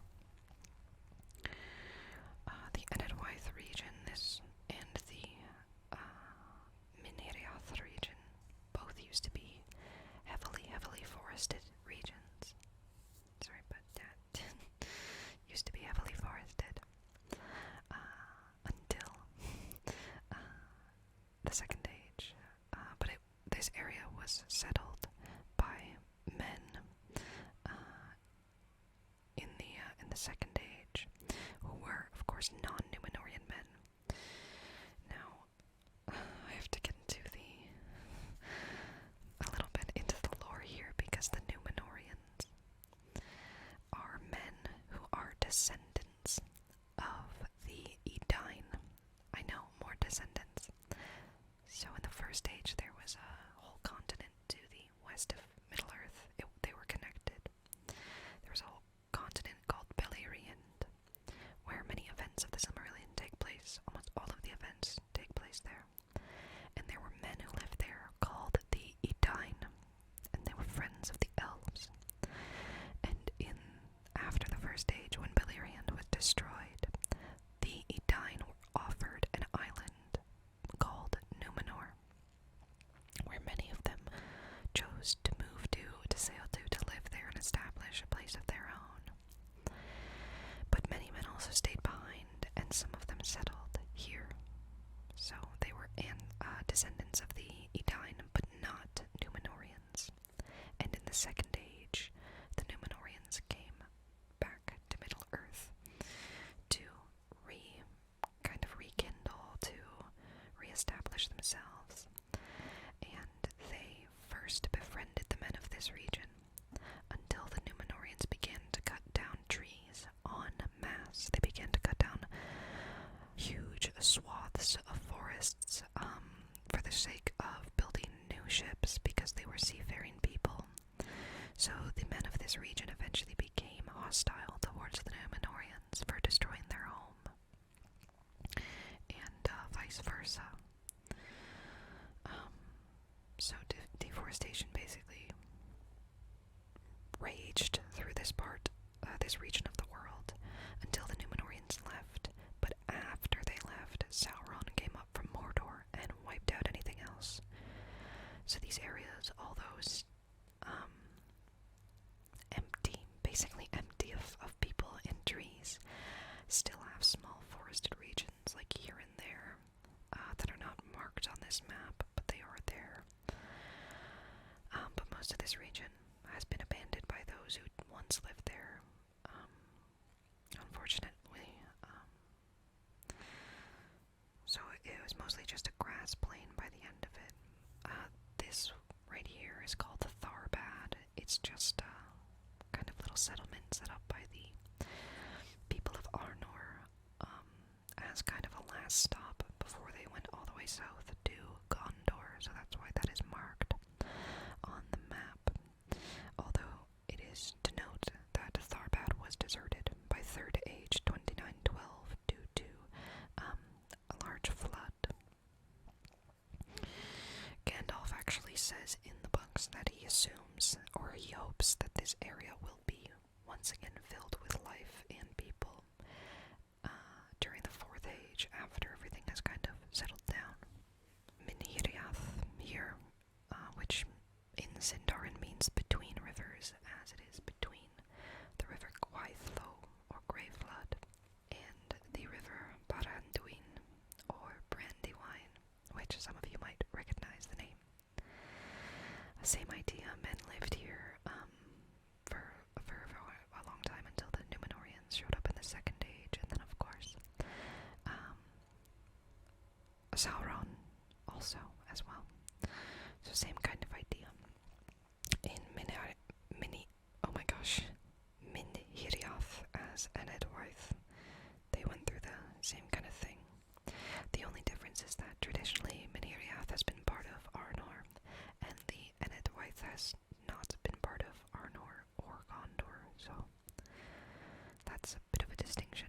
Let's move on to the lost realm of Arnor, which takes up a lot of Eriador and a lot of the history of Eriador as well.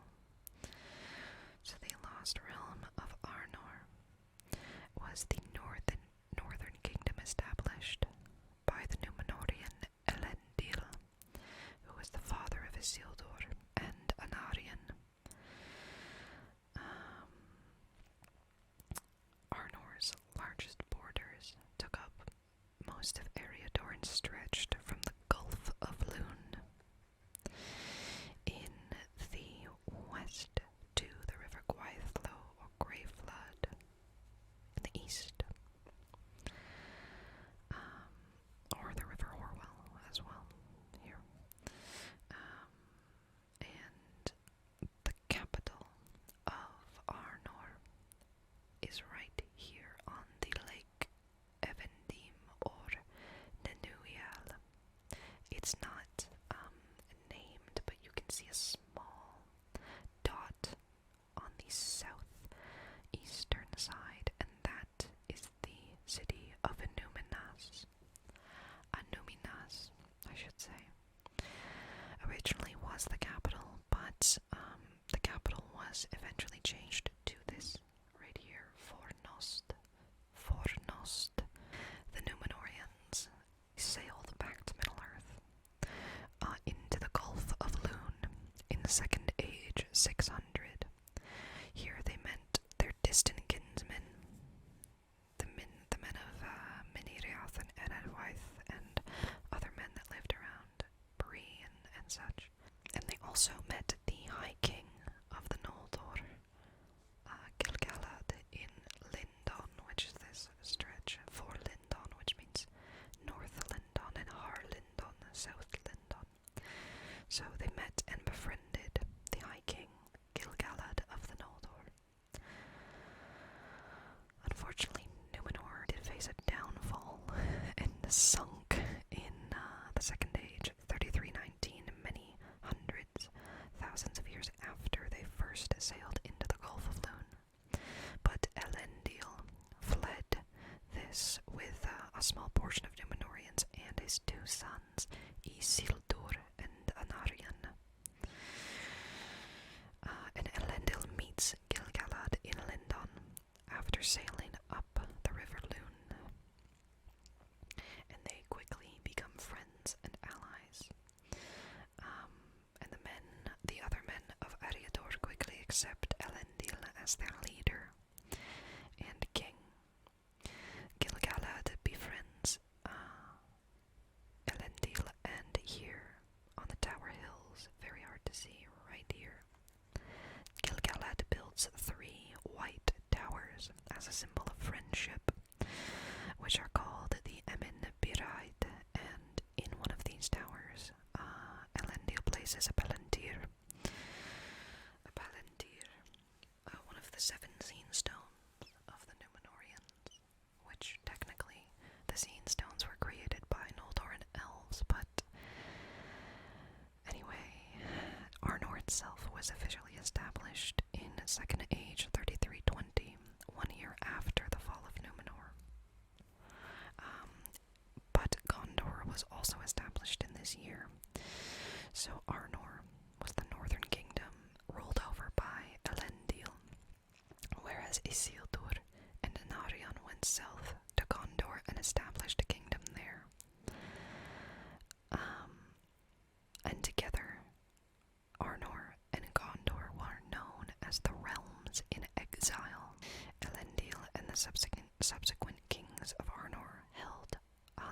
of hiking over both Arnor and Gondor, even though Arnor was never as populous or full of people in the same way that Gondor was.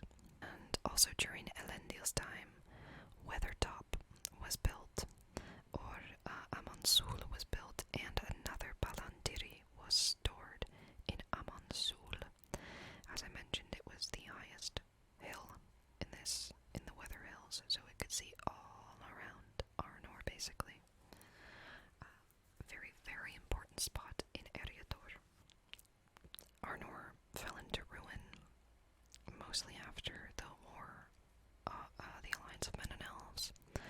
In Second Age, 3430, Elendil joined forces with Gil-galad, and they traveled south to Gondor, to the Dagorlad, where, to the Black Gate, I should say, where they, fought for the sake of Middle-earth, and Elendil, Anarion, and Gil-galad were killed during this last battle, so Isildur remains as the sole heir of Elendil.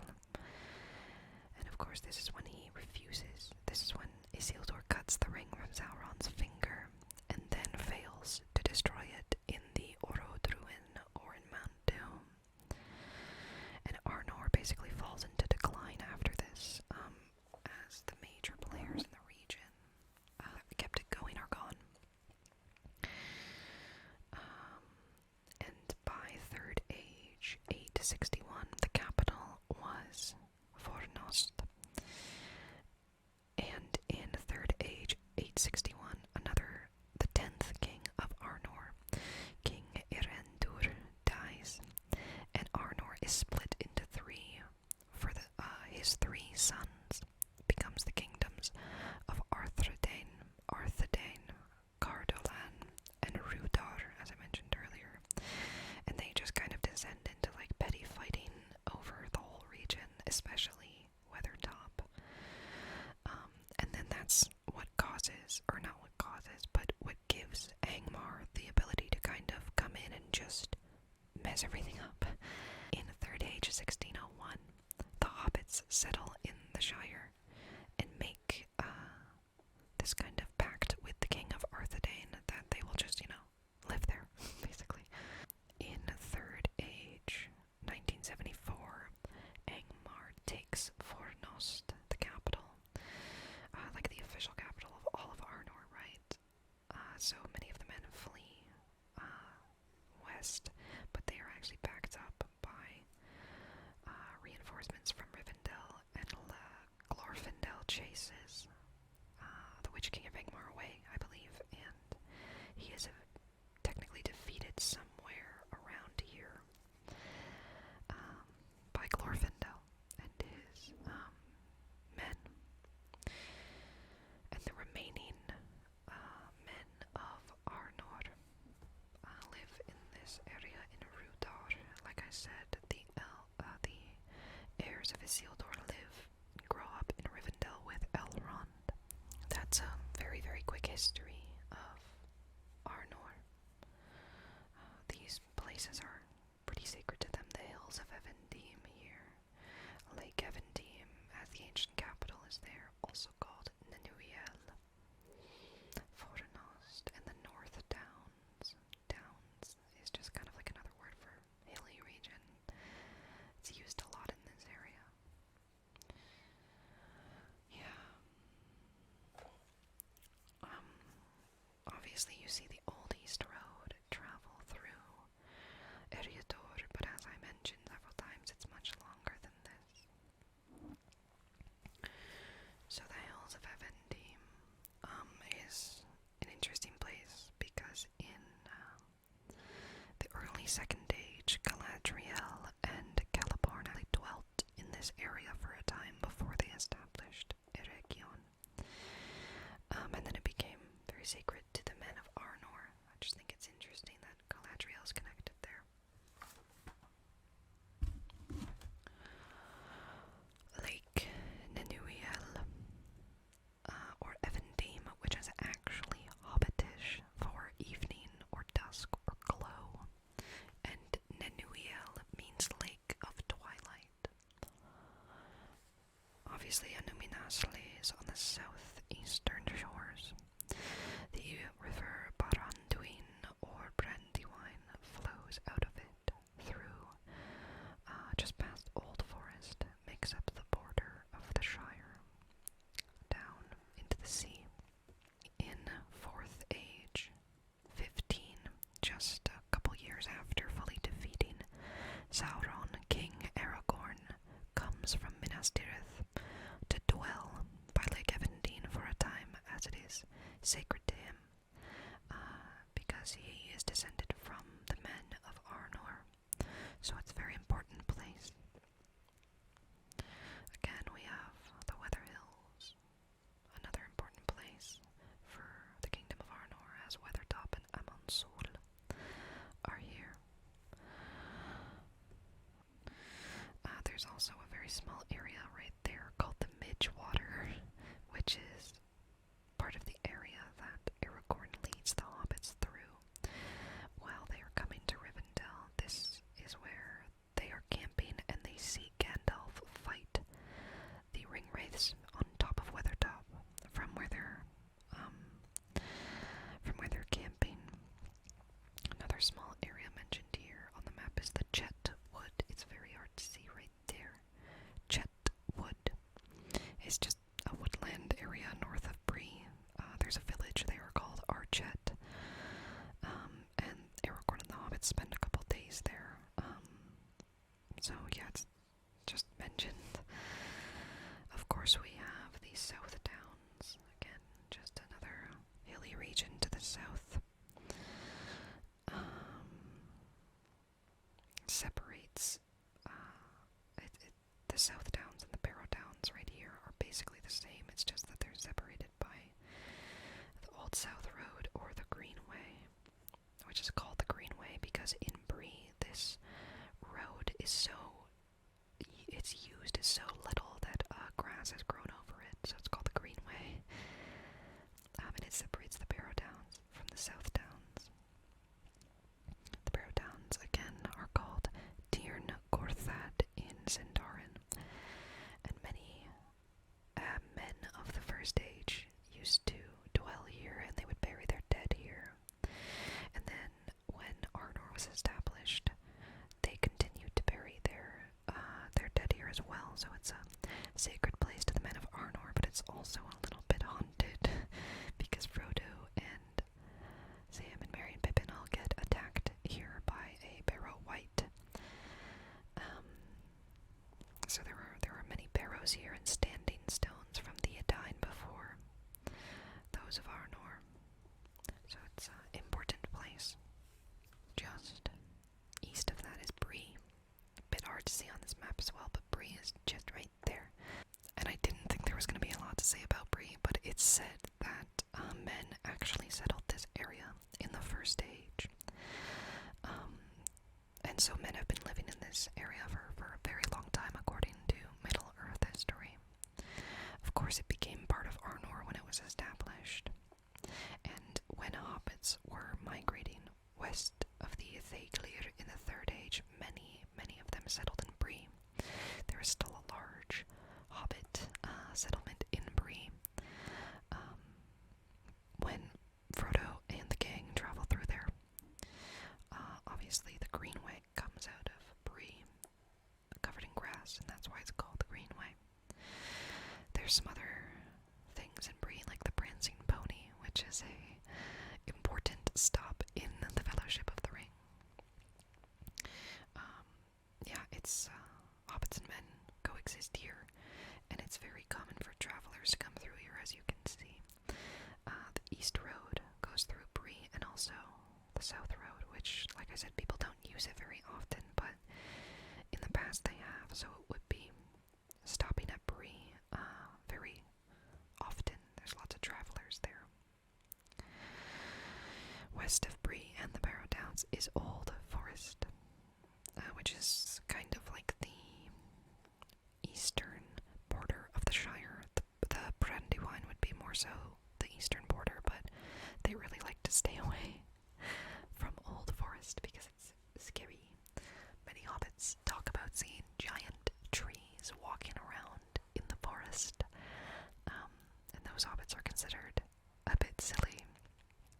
But Old Forest at one point was connected to Fangorn Forest, so it's possible there are still some Ents left over from that time. Tom Bombadil lives in Old Forest with his wife, the river spirit Goldberry. So that stands out, and you can even see a very small line drawn through the forest, which is the Withy Windle River that Tom Bombadil sings about and lives on the banks of. Right there we see the Brandywine Bridge just north of Old Forest. Connects the Old East Road across the Branduin. Baranduin, Brandywine. They sound so similar that I kind of mix them up.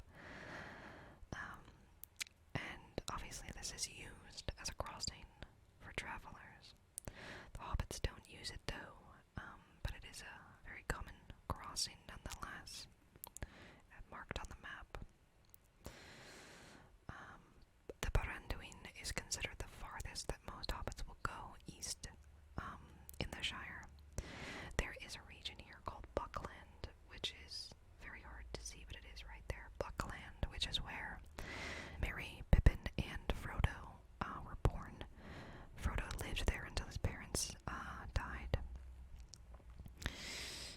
But Buckland is where the Brandybucks live. So Merry's like ancestral home is here. It's just a little region.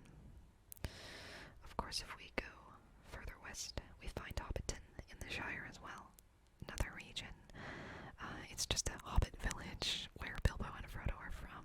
The Baggins' ancestral home is here, Bag End. Hobbiton is a place I could do an entire video about, just like Rivendell or Gondor. There's lots to talk about.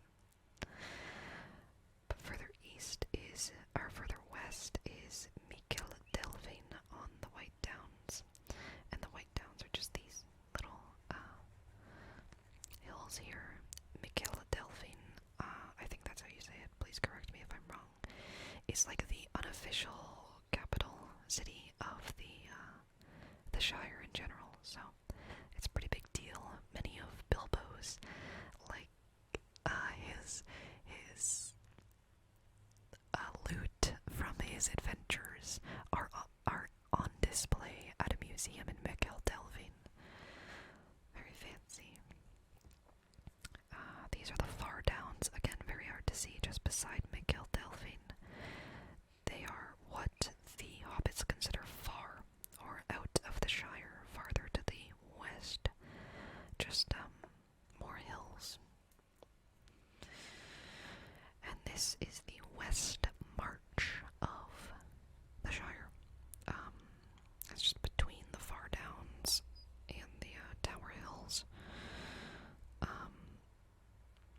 In the Fourth Age, this area gets given to the Shire, is gifted to the Shire by Aragorn, and many hobbits actually move into this area and establish a village called Undertowers.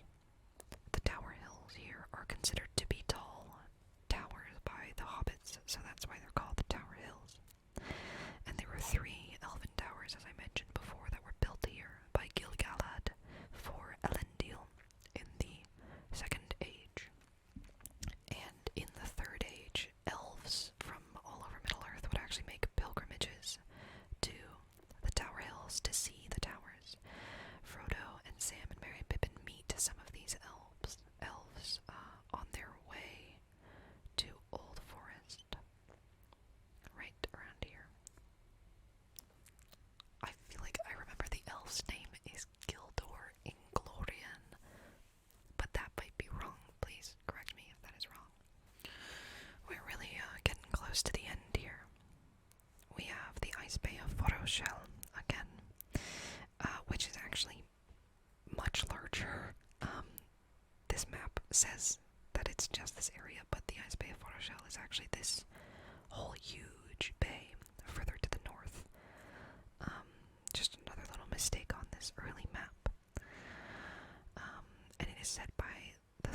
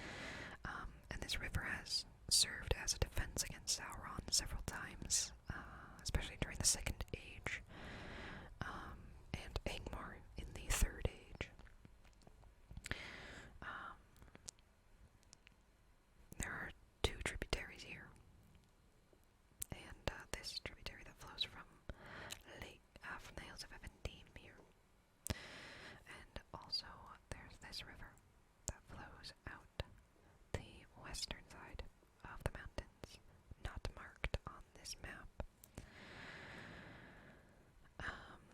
And the Blue Mountains were actually once connected to one another, and there was much more here, as this was, again, where Beleriand connected to Middle-earth, so these used to be connected. And the River Lune used to not flow through the mountains. That only happened after the First Age, after the War of Wrath, which, again, I could make a video about if you'd like to see. So this is now the Gulf of Lune, in the Third Age.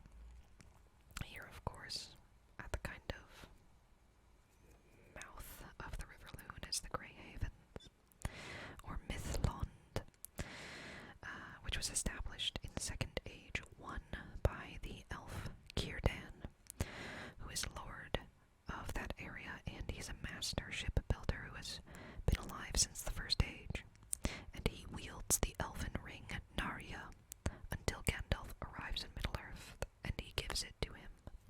Elves of all kind would come to the Grey Havens to get on one of Círdan's ships and sail west out of the Gulf of Lune into the Undying Lands.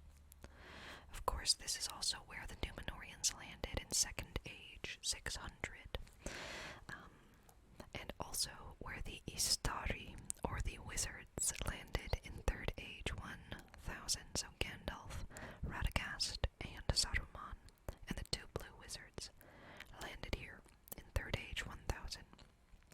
That is when Círdan gave the ring Narya to Gandalf.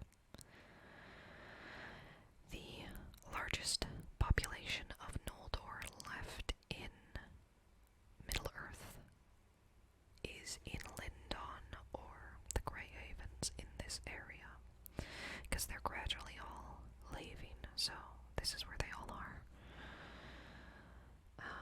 It is said that the last ship to leave the Grey Havens was Samwise Gamgee in 4th Age 61, and he left to sail to the Undying Lands to see Frodo one last time. Of course, all of our other heroes also leave through here. Legolas and Gimli, Gandalf, Frodo, Bilbo, they all leave from the Grey Havens.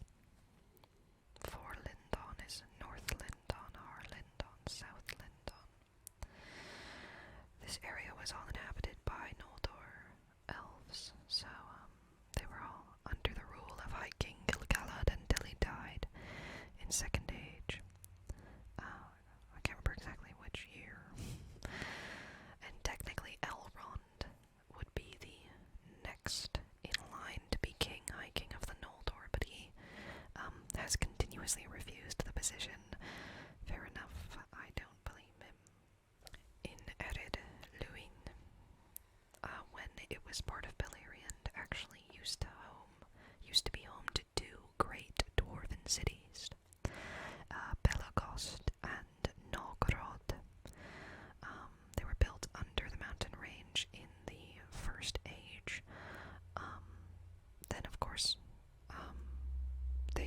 all the dwarves that lived there fled to Khazad-dûm after the War of Wrath, as Nógrod and Bellacost were destroyed along with the rest of Beleriand. Also, mostly elves lived on the west side of the mountains, where dwarves would live on the eastern sides and settle in these little areas. There was a large influx of dwarves after the fall of Khazad-dûm and after the fall of Erebor, further east.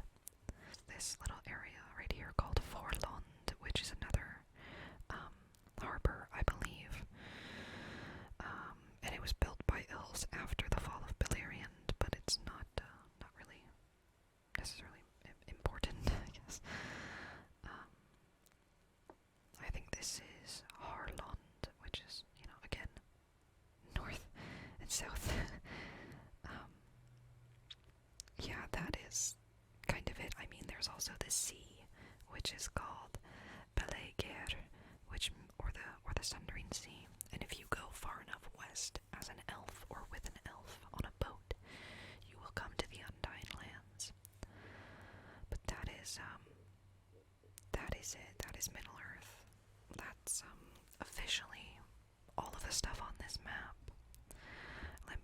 zoom out so that we can do the outro while looking at the whole map.